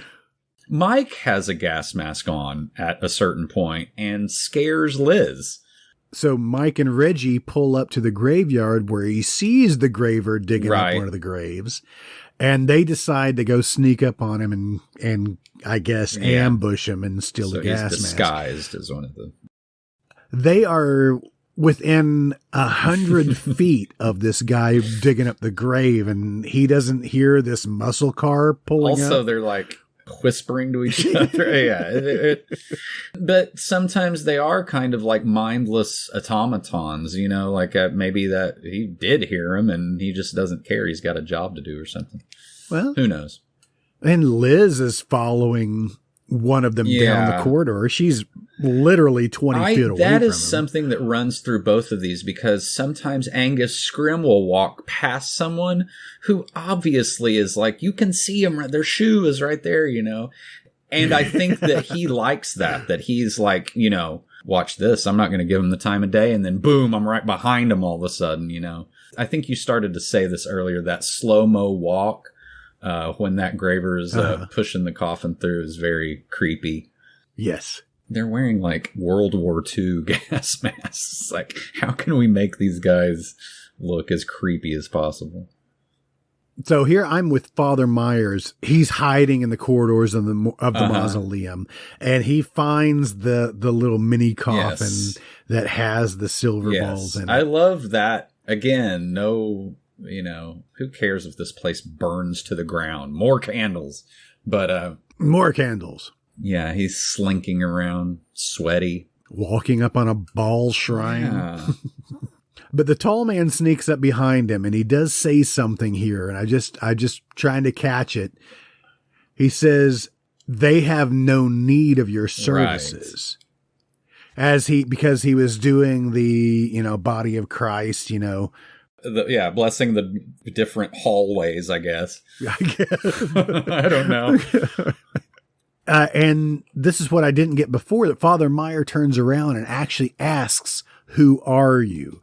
So that answers kind of my question, that, you know, he wasn't necessarily helping the tall man or being taken over by the tall man. He knew something was going on. Yeah, who does he think put that thing there and lit all the candles? Also, how does Angus Scrim sneak up on anybody? He is like 6'5". And wearing platform heels. He's like a giant grandpa, just roaming the halls. And these corridors are marble and echoey as shit. Yeah, the acoustics alone would make that impossible. But he is from a weird planet. I do like the upside down cross and the choking on his own rosary. He's using the Force, kind of. Yeah. It's a Coscarelli Force choke. Yeah. Yeah, it is. The slow draw into that little tiny coffin when the balls come out. I love that, by the way. Yes. I need a silver ball. Yes. I must have one. Yeah, and just put like triple sec and like bourbon and stuff in them. That'd be cool if they did have like a bar set or salt and pepper shakers. Yes. That would be cool. That scene right there where you see them for the first time and it introduces the gold one. You can pretty clearly see the film crew in the reflection. But then I paid attention after that, and every other subsequent shot where the camera's real close to one of the balls, they've got like a dark, something wrapped over it. So finally, we get introduced to the balls almost an hour into the movie. Yeah, that is kind of weird. I mean, but I think it's a good amount of time to where like, oh yeah, here they come. This is what you've been waiting for. I mean, God, dude, he created so many like iconic mythology in that first one. The balls, the planet, it's just so cool. So Father Myers grabs Liz and is trying to protect her. I guess by just like dragging her around. Real 50s there. Like a woman cannot do anything on their own. I must drag them to wherever they're going. I don't need you need my help. Look, damn it. I'm going to dig my thumb into your elbow. Stop squirming. Yes. I'll give you something to cry about. Exactly. So finally we get to see the ball in action. Yes. As it's coming down the hallway. This is the first time I guess Father Myers is seeing this because he's awestruck. Like, what the hell is this? I guess this isn't the win this time. Right. In the behind the scenes footage, again, I'm going to keep bringing this up. Brag. Of this taking off his ear, which I absolutely love, by the way. Oh, yeah. So we get a side shot of the ball and an arm comes out of the ball and a spinny little blade. It whizzes past Father Myers' head and takes off his ear. Yeah, it reservoir dogs him. Coscarelli tells us in his behind the scenes stuff is that he believes in making multiple takes, even after the actors believe, okay, I can't do it any better. Right. He just continues to have more and more takes. More sweat. And they tried different ways of getting this ball to whiz past his head. And finally, it was just the easiest way of just dropping the ball over him, having Father Meyer lay down on a pedestal, I guess, and dropping the ball past his head, right, and yanking the prosthetic ear with a wire or a fishing line. I think they use fishing line quite a bit. Yeah, that's awesome. They did several takes of that and they slowed it down and you could actually see the ones that they didn't use. Yeah. Where the ear comes off before or a little bit late. Right. All of it looks good. Yeah. But that one is perfect. It does look perfect. And I have to imagine that, simpler is just, I would think, always better. There is a lot of CGI in this one also, where the first one didn't have a ton of, like visual effects. But this one has some, I'm trying to think of a lot of ball stuff, when they like turn around, like I can't imagine them trying to figure out how to turn them around. But then again, when they swing those ones on the, like around a corner, that looks so good. Yes. I laughed out loud when Liz turns around and Angstrom picks her up and throws her against the wall. Oh, because she's on a wire and it it looks so unnatural. Like they just kind of swung a stunt person into the wall. Yes. But just the way she kind of thuds to the ground, it just made me laugh. It looks so weird. I laugh every time. Did you realize that she's wearing Guess jeans, but they've removed the emblem from her pocket? Yeah. After Angus Scrimm throws her against the wall into another room. Yeah. Angus just kind of walks off and lets one of the dwarves, the evil dwarf, come in to get her. Yes. And that's when Liz looks up and sees and says, Grandma. We actually get a flash of the evil dwarf's face. It still looks nothing like. How did she know that that was her grandma? It's wearing her perfume that she always wore or something. Maybe. I don't know. Which is even more comical when Liz runs off and the dwarf is coming after her and she grabs this giant vase and just smashes it in the face. Yeah, just and goes then apologizes. Down. Yeah. Just sorry, Grandma. I'm sorry, dwarf grandma. Yeah. Later on, she finally just takes her home and, like, you know, wake up in the morning and there's a little dwarf, like, making her breakfast and still her grandma, you know? That's right. All right. So we are closing in on this Reggie Bannister sex scene, which is like, I think probably the less said about it, the better. I don't know. What do you... It's fun. It's funny. It is funny. She is just like... choking him, and I love it that he has his chainsaw on the coat rack. That's pretty awesome. But then you also have an awkward scene with Michael and Liz. Oh, right? Where they're like talking in their heads. Yes, where they're telepathically making out, right? That was very silly. The smile on James Legros's face. Oh my God. Just when he's like, goofy. Really? This is great. That made me laugh so hard. Sir, you just murdered like 7 dwarves. 7 dwarves? Do you think this has anything to do with wait, is that Snow White or Sleeping Beauty? I forget. That would be Snow White and the 7 evil dwarfs. Oh my God. Somebody do that like fan art. There was a scene that was cut from the film that kind of shows the mental connection with Liz and Mike. Right. Does it make that scene any less goofy when it happens? No. Okay. It's maybe even more goofy, and that's why that this isn't working, guys. They cut it. Yeah. It was Mike and Liz kind of falling through the air. They're embracing each other. And so you see them kind of free falling as they're kissing, and the background changes as if they are falling through a dreamlike state of them through different, I don't know. There's like through cityscapes, through the air. Oh, they're like in Lawnmower Man world or something. Yeah. Yeah. It ends with them kind of just falling into bed. And then picks up when they're doing the I could read your mind thing. Yeah, I'm glad they cut that. Glad they cut that out. Because, yeah, it is weird. They've like got a whole history together and they've never actually met until today. So I don't know. I don't know what to make of that.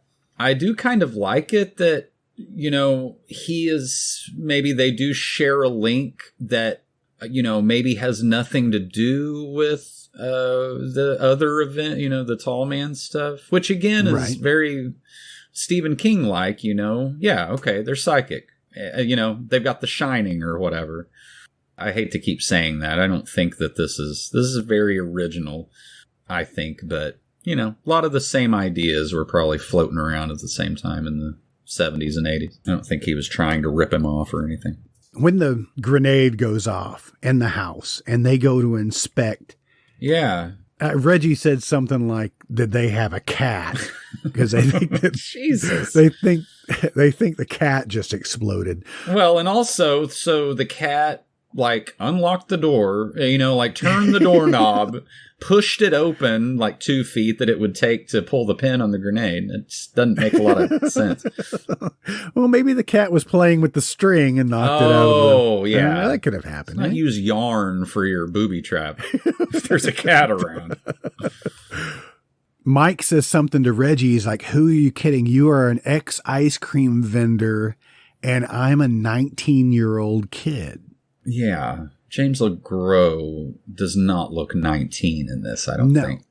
Mike being in the first movie, being close to 14 or such. Yeah. And then 10 years later, I think it's meant to be funny. And all it does is make you think about the plot even more. It's like, don't draw attention to the plot because it's nebulous. It's hard to put your finger on what's happening. Liz is kidnapped by the tall man from the second story window. Yeah. Yeah, there's like a weird balcony or something, I guess. It was just a good jump scare. They did the in the original movie as well. Yeah. Oh, glass is breaking like constantly in all of these movies. And that behind the scenes footage of the original Phantasm, they said that they had a hard time filming the scene where the tall man jumps through the glass window and grabs Mike. Yeah. Because that was the first day on the set for Angus Scrimm. Oh, okay. And he was still getting into character, and nobody was really taking him seriously because they hadn't seen him being in character yet. Right. I did hear or read that while he was on the set, he always was in character. Right. So he was always being this menacing figure. Right. Yeah.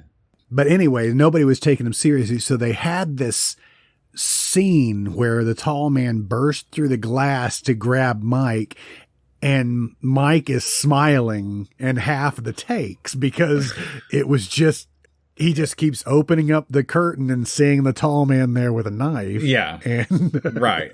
I mean, I could see why he would always want to be in character because he's so like friendly and like affable in real life, you know. And you talk to him once and he really is like just kind of like your nice grandpa, and then turns into a monster.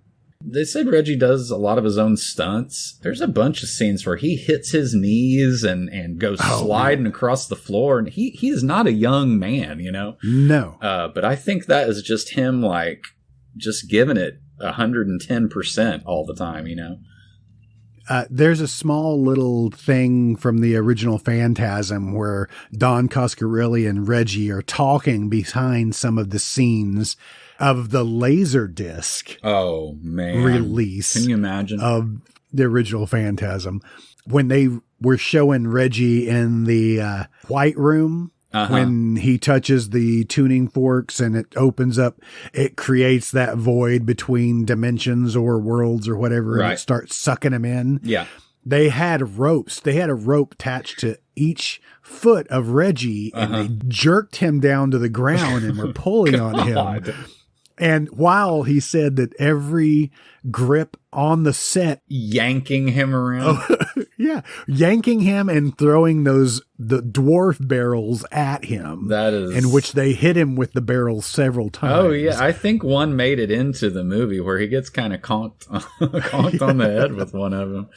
No stunt doubles were used. No, yeah, I believe it. That's what I'm saying. Like there's a couple of scenes in this one that just kind of make me wince. Like they go down on like asphalt, you know, like right in the middle of the road. And that really is him. I'm like, I hope I don't see any like knee pads or anything. I don't want to spend too much time on the car, but they do blow up the Hemi-Cuda in this one.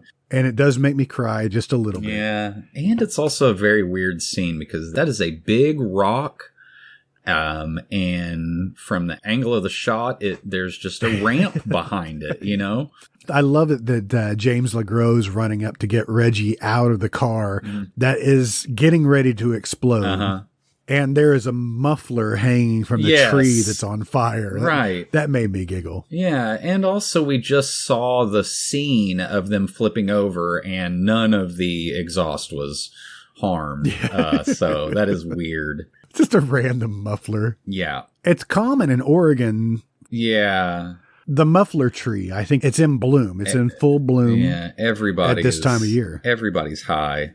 They're just like hanging things in trees. And I like it that he thinks enough to get all of at least a couple of big duffel bags worth of weapons out of the back of that vehicle. Earlier, when they were in the hotel, you see a shot from the hotel window as they go throw their gear in the back of the trunk of the Hemi-Cuda that is now equipped with like holsters on the lid of the trunk. Yes. Very, very cool. Beautiful. I like that a lot. It just happens that They crash the car within walking distance of the next mortuary. It makes me laugh thinking about them like, all right, man, let's get this up to like 80, you know. Okay, we're here. Like, there's no... They need to get that thing out on the highway and really open it up, you know.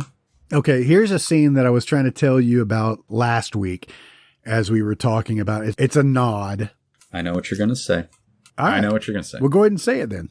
The one of the Gretzkys is collecting ash from the crematorium, or from the is that just an oven? Yeah. What do you call those things? Oh, it's an incinerator. Incinerator, I guess. Yeah.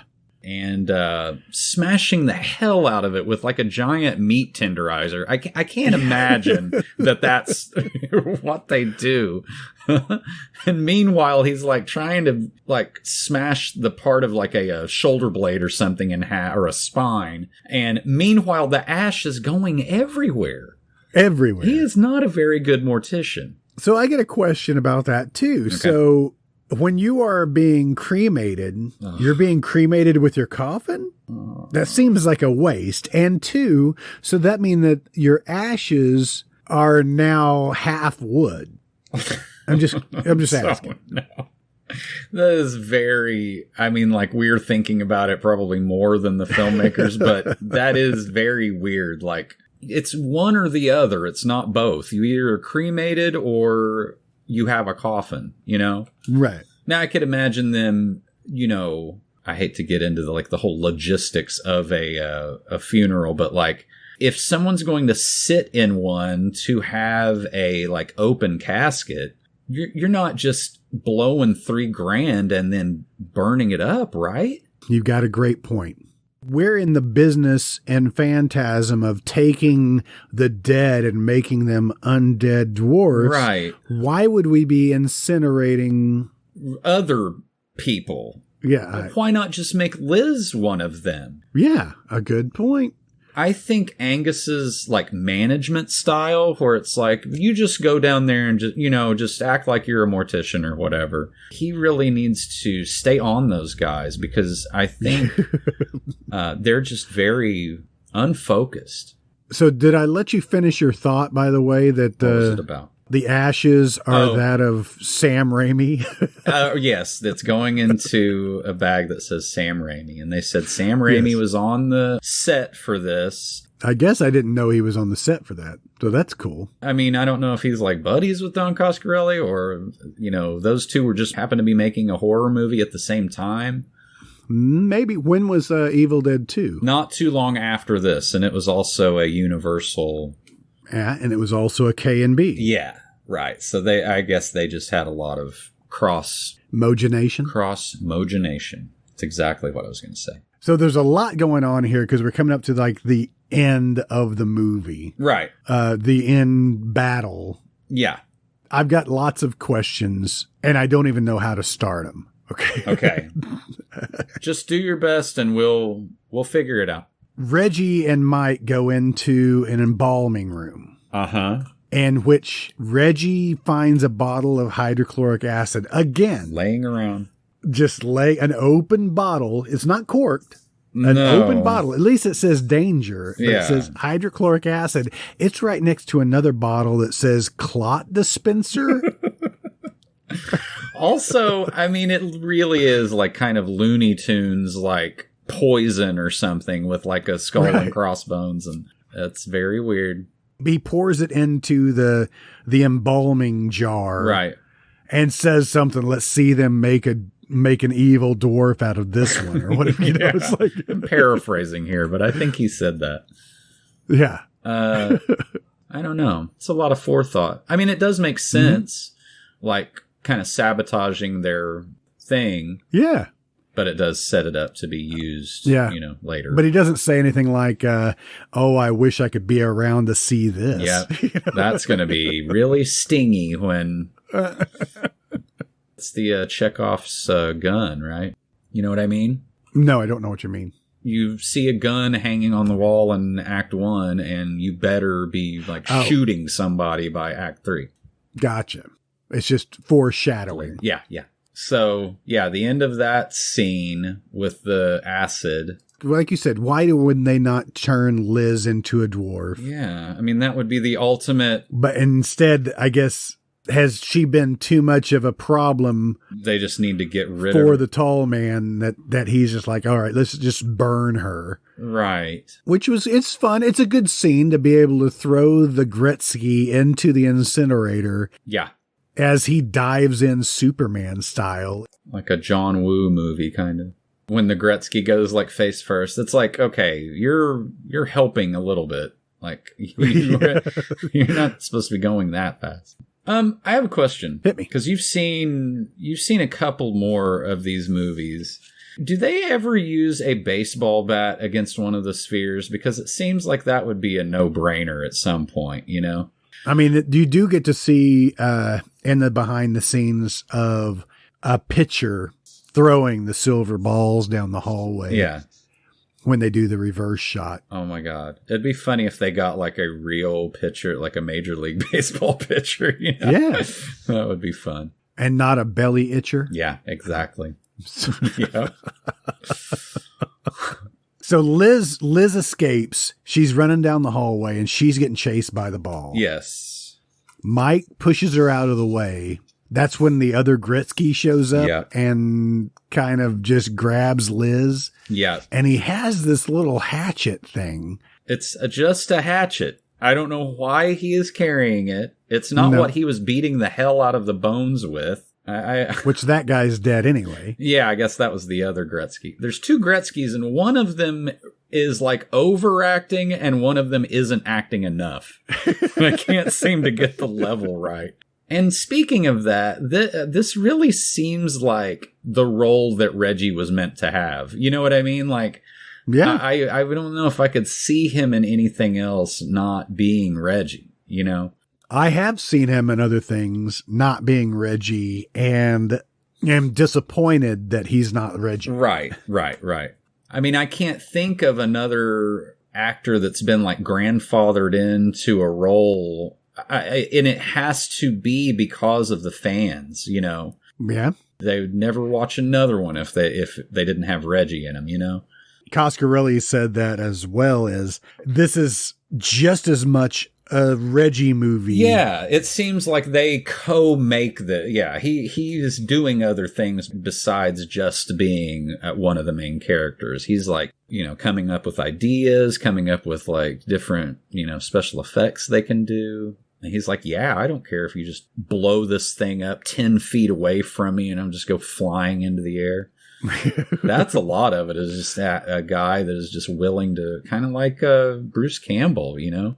Yeah. They're so fucking hard on that dude. Sam Raimi is so hard on him. But it makes a damn fine movie. So can we get to the Gretzky with the like sink disposal sphere? Is that gold one doing like double duty?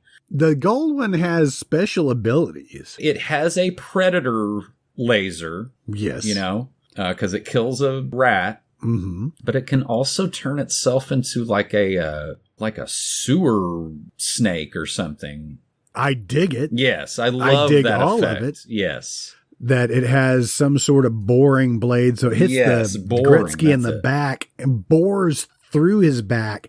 I love even the effect of it going up to his throat. Yeah, that's pretty good. His throat starts bulging out. Yes. And so it's able to bore through everything except for the skin on his mouth. Right, it's stuck. It gets trapped on his mouth.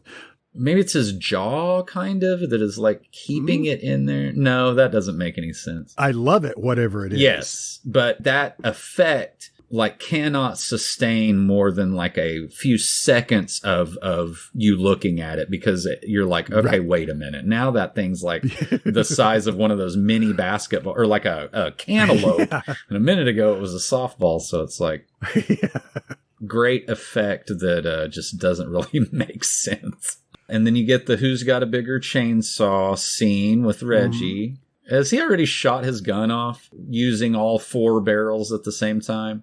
Wasn't there a scene, or maybe is it coming up, that he shoots like 4 like evil dwarfs at one time, coming up the stairwell at him? That might be the end of this scene where he's fighting the gas mask guy, the graver. Have you ever tried to use a chainsaw to smash somebody in the face with the motorized part? Not the actual, I mean, I know this is hypothetical because we would never go after somebody else, let alone each other, with chainsaw. As fun as it sounds. That's part of the vow that you and I made to each other when we started this. I'll never chase you with the chainsaw if you'll never chase me with the chainsaw. Yes. Also, why does a mortuary have a, like, probably 20-inch long, 30-inch long chainsaw? You never know. Okay, so the end of that scene was him blowing those. He gets 4 shells for 4 dwarves. The making of that gun, they said it was a functional gun. It was 2 chainsaws bolted, or 2 12-gauge shotguns, double-barrel shotguns, melded together. Yeah. Not necessarily welded, but melded, right? If you've ever shot a 12-gauge shotgun, I assume that's all 4 of those or both guns are a 12-gauge, I would think. Yes. Shooting 4 of them simultaneously with sawed-off barrels would, like, rip both of your arms off. I mean, that is how tough Reggie is. I guess, yeah. There is 0 recoil. No, none at all. And if you watch to the end of that scene, he just throws it away off of the side of the stairway. Which, this gun comes back. Yeah. Although it did only take him a few minutes to build the first one. Yeah. You know, maybe he just makes another one. Mike has this idea. So the Gretzky that chopped his hand off with the ball still attached, that he's decided that he's found an entrance into the portal. Right. So question is the tall man able to go to these different towns and these different mortuaries to take them over and make these dwarves? Is he able to create the portal to his planet wherever he goes? Yes, because he does. I don't know. Most of it is kind of mystical and metaphysical, you know, like the psychic thing and all that. But then all the stuff with the other planet is just like straight up sci-fi, you know? Yes. So I could see a scene that doesn't exist where he is bringing in, like, I mean, this sounds silly, but like he's bringing in like equipment. I mean, I'm not implying that Don Coscarelli stole this crap from Stephen King, but that is also very like the Tommyknockers, where the whole town's in on it. You know what I mean? And then they are like undercover, you know, behind the scenes building these like, you know, complex, kind of like Blair building the UFO and the, you know, the ship while he's in the shed, you know. So yeah, maybe they have a knowledge and these are all maybe like, found items, you know, like they really are just, I mean, now I'm just like speculating wildly, but I mean, you know what I mean? They could find things in the town to use to to build these portals. I don't know. I don't know. Now I don't even believe what I'm saying. We get a glimpse of the planet. We've seen it before. It's all, although in this it's very like they have kind of a negative filter type thing going on. Mm-hmm. The room also looks very cool in this one. It doesn't have it doesn't have any of those canisters. But it has the dwarf canisters in there because Reggie looks into one of them to see one of the dwarfs. Oh, right. This is just like a holding area where they're launching the canisters into the other planet, because we see one of the dwarfs. This is the coolest, creepy shit ever. Yeah. Crawling out of one of the canisters and coming towards Reggie. Yeah, he's like a newborn, gloopy Mars dwarf. It's all slimy and kind of slithering across the rocks. And I love Reggie's reactions to this as well. Yeah. It's just hilarious. I love it. This thing, Mike should know, this is very dangerous. And he still has that goofy smile on. And to Liz, he's like, check this out. And he's like, you are meant to like protect this woman and don't stick your goddamn hand in there. To Idiot. Another dimension. To another or fucking planet. dimension. Although I'm watching that scene right now where, James Legroz just kind of gets flipped in there when the tall man kind of backhands him or pimp slaps him. Yeah. Well, he grabs them both Liz and Mike up by the throat and then just tosses him in there. Right. There is basically the same scene from the first one where there's like a long line of these guys kind of trudging up a hill. But there's also a little kind of like a monitoring thing. Did you see that? That has a ball attached to it? No. You're paying attention to too many other things, but this thing is like, it's on a post and it looks like it's like a guard on a chain gang or something. I don't know what that is. I've never seen it before. It almost looks like that ball could like detach itself and chase, like if a dwarf tries to get away or something. Maybe. Weird. He's good at world building, or really bad at it because I'm having to explain all of it. Is he building a world? Is this his home planet? I don't know. I had completely forgotten about the forehead. The weird tentacle arm thing coming out. Like a crab claw, kind of. It was very gross and very gloopy. So James Legroz grabs the ball from the door. Yes. Sends it into the tall man's head. It bores the hole. Yeah. The tall man just grabs the ball after he shoots some of his own embalming fluid out. It is weird that we've established that his blood is yellow, but then also so is embalming fluid. I don't know. Well, that's why I thought it was supposed to represent that blood, the coagulated embalming fluid within the dead bodies. Okay. That makes just as much sense as anything else. So okay. In one of the behind the scenes thing, I guess said that James Legroz had a hard time with that tentacle thing coming out and try to snapping him in the face. Yeah. And they did that scene over and over again, and he had a real problem. They said he had a hard time. It was very unnerving. Yeah.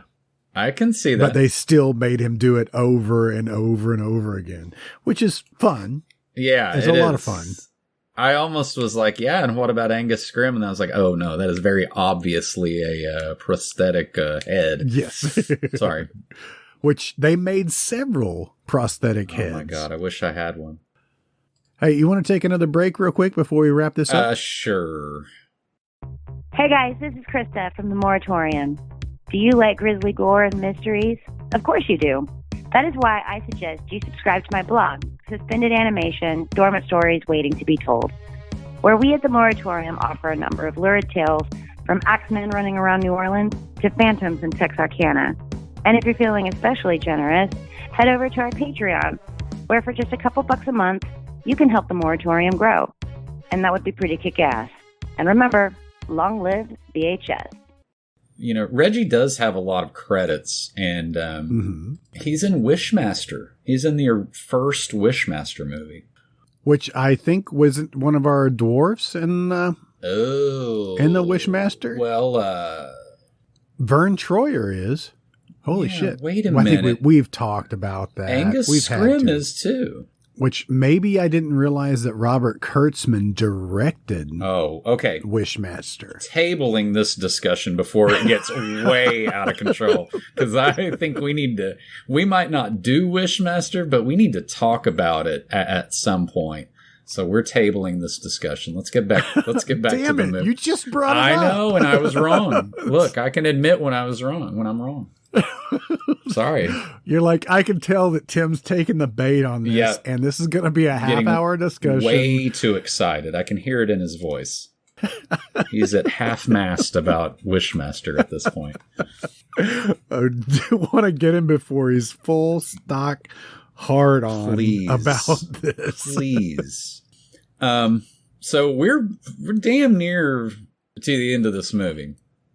Damn near. So foreshadowing that Reggie put in the hydrochloric acid into the embalming fluid. We're like, that'll never come back.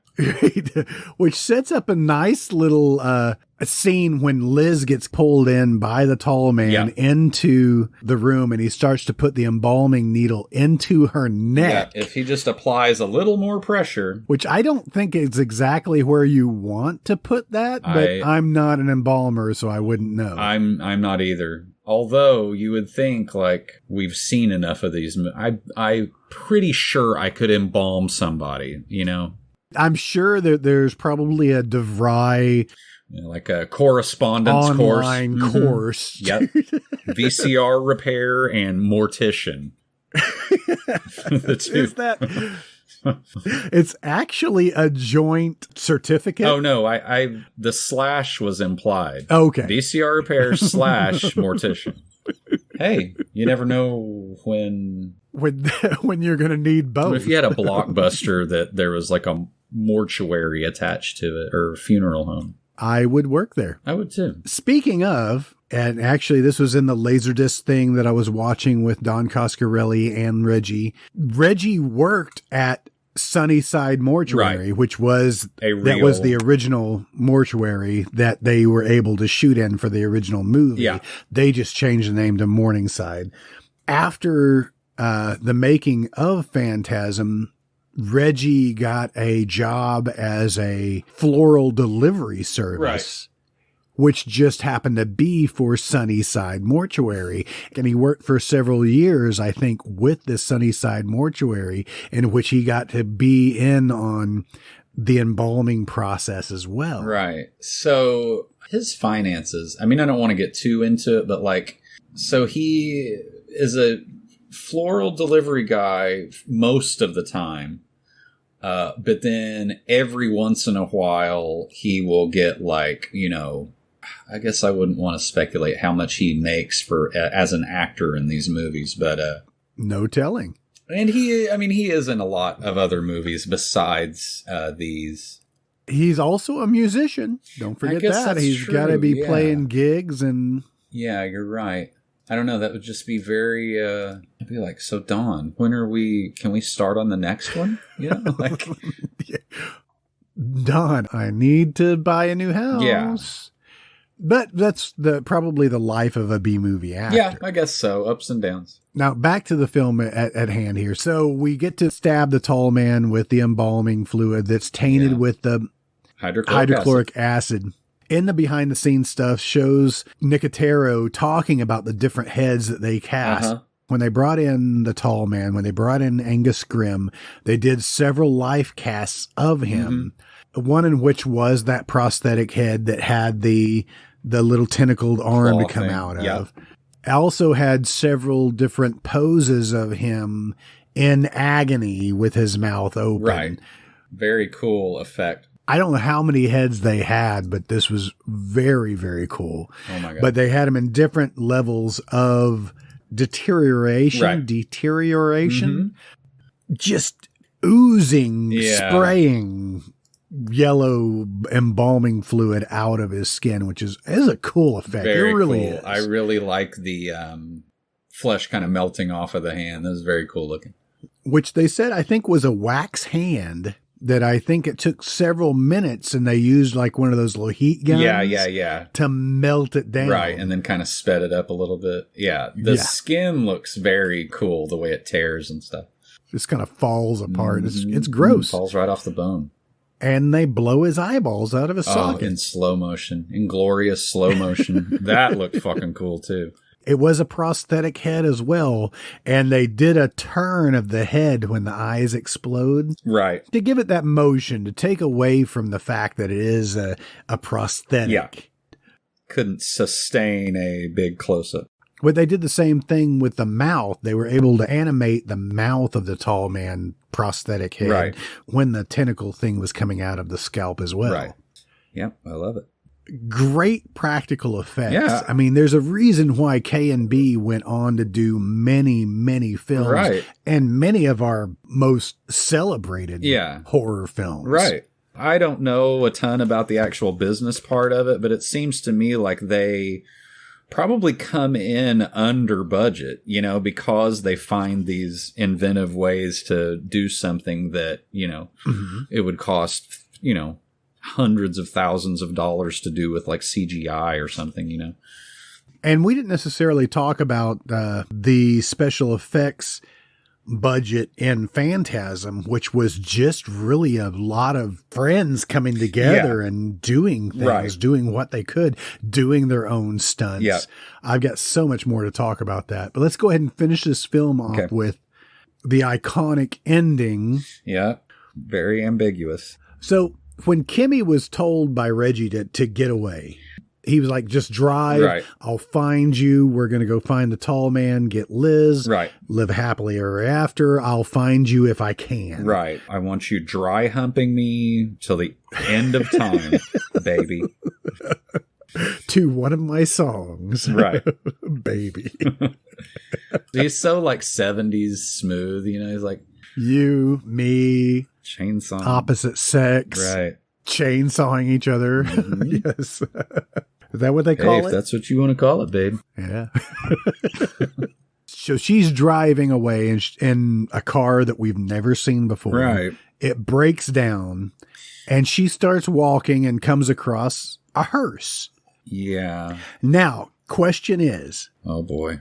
Was she evil before? Right. Or did she, by coming across the hearse, did the tall man get to her and then make her an evil minion of his? I think it's the latter. And I think we are just kind of off put by her acting style, non-acting style, because in her like performance, I think like lack of talent ends up being taken as like super creepy. You know what I mean? Okay. She just seems so like, okay, whatever. And like, this bubbly. Yeah. And I think that while all this other shit is going on, you know, dwarf murder, dwarf tossing, and she's just like, okay. I think that's what you're reacting to. It's like, oh, something's wrong with her. Well, I mean, that takes us back to the lady in lavender. The lavender lady from the original movie was the tall man in disguise. Yes. Which luckily we got away with not talking about it very much, but I feel like you're wanting to do that now. And then that's what I wanted to know. So if Kimmy was the tall man from the beginning in disguise, then she was making out Reggie as the woman in lavender in the original movie was making out with Tommy, two of our main characters, Tommy and Jody. Hey, sloppy seconds. You know, maybe that's unfair, but still, it's like, you know. In this movie, it would be gloopy seconds. Ooh, Tim. That just made me think about something that I really did not want to think about. And I'm not going to say what it was. Great. Please. Leave us all guessing. Will you edit this entire podcast out of this podcast, please? Yeah, so, yes. Sometimes the tall man has a vagina. There. Is that what you want to do? To each his own. Yeah, I guess it's all fair game. No, I don't know. I think that she was. I think when she found that or that hearse or whatever, then she was made. Okay, so that's what I was thinking. Yeah. That's the way I felt. It's funnier the other way, but then again, who knows? Who fucking knows? Can you just see Angus Scrim dry humping Reggie and like a drunken cowgirl? Kimmy shows up with the hearse, grabs our crew as they set fire to the mortuary and drive away. Good riddance. And which is another creepy effect when Kimmy reaches up, she's playing with her hair and pulls away that scalp. That was pretty gross, creepy, and a oh shit moment. Yeah. It is the same kind of ending when you've got Mike and Liz in the back of the hearse being tossed around, and they're like, he's just talking to her. It's just a dream. We got to wake up. Yeah. Which is our tagline for the film, you know, basically, no, it's not. Yeah. I feel like that was very intentional. Like, I feel like they're kind of putting a button on it. Like, this isn't Nightmare on Elm Street. That's not what we're doing. And I read this and I saw a little interview with Coscarelli talking about that he wanted to create a movie. This was a great follow-up. This is probably one of the few sequel movies that you're like, holy shit, yes, please give me a sequel. Right. And make it just as good and just as well done as the original, which the original had zero budget. Right. This one actually had a budget, so they tried to push the boundaries a little bit further. But he wanted to create a movie. When you walk away from it, you now have something to talk about. Right. That everybody's walking out saying, okay, wait a minute. Yeah. Yeah, exactly. Nothing is like perfectly resolved. But it also feels like Evil Dead 2, where, Evil Dead as well, where, the second movie, they just had a lot bigger budget, and, it's basically the same. It's basically the first movie, just with a lot bigger budget. They hit all the same, They hit all the points. Yeah. They hit everything. Yeah. So this movie, they released it in theaters July 8th, 1988. Instead of holding this for like a Halloween release, they got it out in time for the big summer release, which probably aided in its not demise, but its lack of like a huge punching power, because I think it was released during the weekend that several big movies were out. Yeah. So it kind of got buried. Yeah, it kind of got lost. Yeah. It didn't suck. It made $7.3 million at the box office. Right. Didn't we say that the original Phantasm made somewhere around $20 million? Yeah. It was this big hit for 1979. Yeah. And so they were hoping they had a bigger budget that they were going to blow the doors off of this franchise. Right. But because of its poor planning with its release is why I think the rest of the series were straight to video. Yeah. This was definitely a rental for me at a time when I was probably going to the theaters to see movies, so. Mm-hmm. But then again, I got all of my news from Fangoria, so I can't imagine that I didn't know about it, I don't remember seeing this at the theater I don't think I did. I wish I would have. Oh, for sure. Wish I had seen the original in a stinky 70s theater. That would be everybody just passing a doobie around. And man, can you imagine? We'll sweep up the pieces next week and see what we've come up with. And I know that I will be talking at least another hour about this franchise. I've got a bunch of notes that just were neither here nor there, like the guy that signs him out of the psychiatric place at the very beginning. I did not even look him up. That is either Bill or Ted's dad. He's the guy in Close Encounters that plays the music for the army and stuff. Right. Okay. Right next to Bob Balaban. Yeah, exactly. Those two probably went to lunch together. Yeah, he's been in a ton of stuff. Really? He was in the Werewolf TV series. He was in Some Kind of Wonderful. Anyway, I don't know why I don't even know why I was looking at him. Anyway, I just thought that was... he's actually in the film for no more than a minute. Like a few seconds. Anyway. Well, let's just go ahead and wrap this up. Let's just tease everybody that next week's episode is probably going to be an extra long yarn wall. This has definitely brought up more questions than answers, for sure. Yes. And I still want to talk about it. Yeah. I'm just as excited right now as I was at the beginning of the episode when I had so much. I have not brought up any of the questions that I had. Right. Well, next week we'll take care of some of that stuff. But if you're listening out there and you've never watched this, you've got to just do a double feature. Just view them all. It's like Godfather 1 and 2. Just like splice them together and it's just one continuous movie. Don't worry about the main character aging 10 years and being a completely different person. Aging 10 years, but saying he's only 19. Yeah. Don't even think about it. That doesn't matter. All right, let's wrap this up the way that we always do. Visit our website, themoratorium.com. Please. Or if you have questions or answers about the movies that we are doing, please contact us. I don't know if we'll be of any help, but... No. We would love to lament on about these movies that we watch. Yeah. Contact us at moviemoratorium@gmail.com. Please, guys. We need to know you're out there. Yes. We need to know that we're just not talking to ourselves. Of course, we created this podcast just so we could talk to each other endlessly about movies. That is true. This is just us on an everyday basis, but we let you in on our conversation. We thought to record it. Actually, you guys are eavesdropping on our conversation. Yeah, please. And it's kind of creepy. Yeah, but in a good way. Check us out at our website, moratorium.com. You can find all of our links to social media, Twitter, Facebook. The Facebook group is still growing.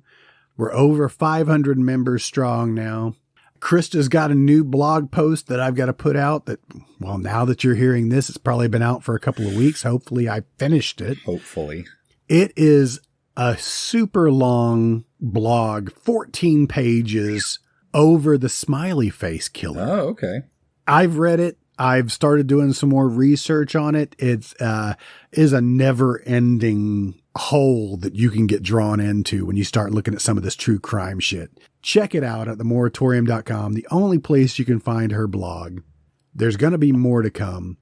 Check out our Patreon. Hey, if you want to help us support this podcast, for as little as $1 a month, you can help us bring this to your ear holes every week. For $3 a month, you can get the extended director's cuts of our movie episodes. Oh, the madness.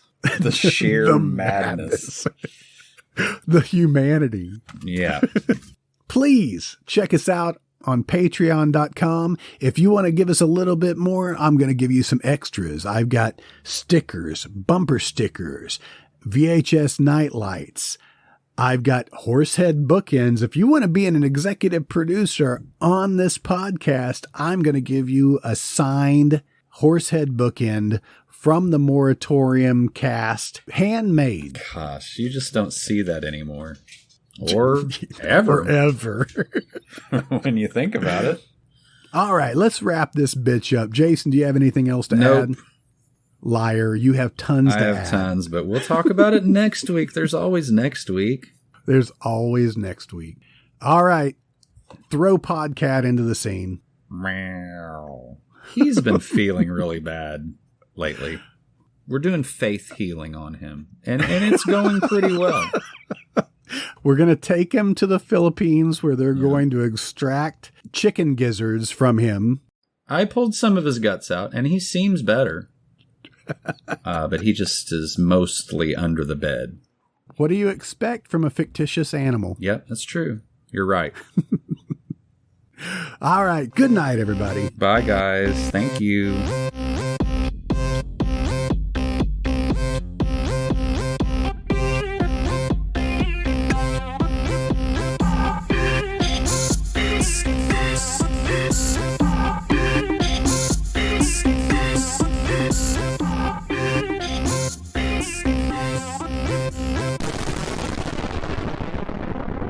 You've been listening to The Moratorium, an MT Cornfield production.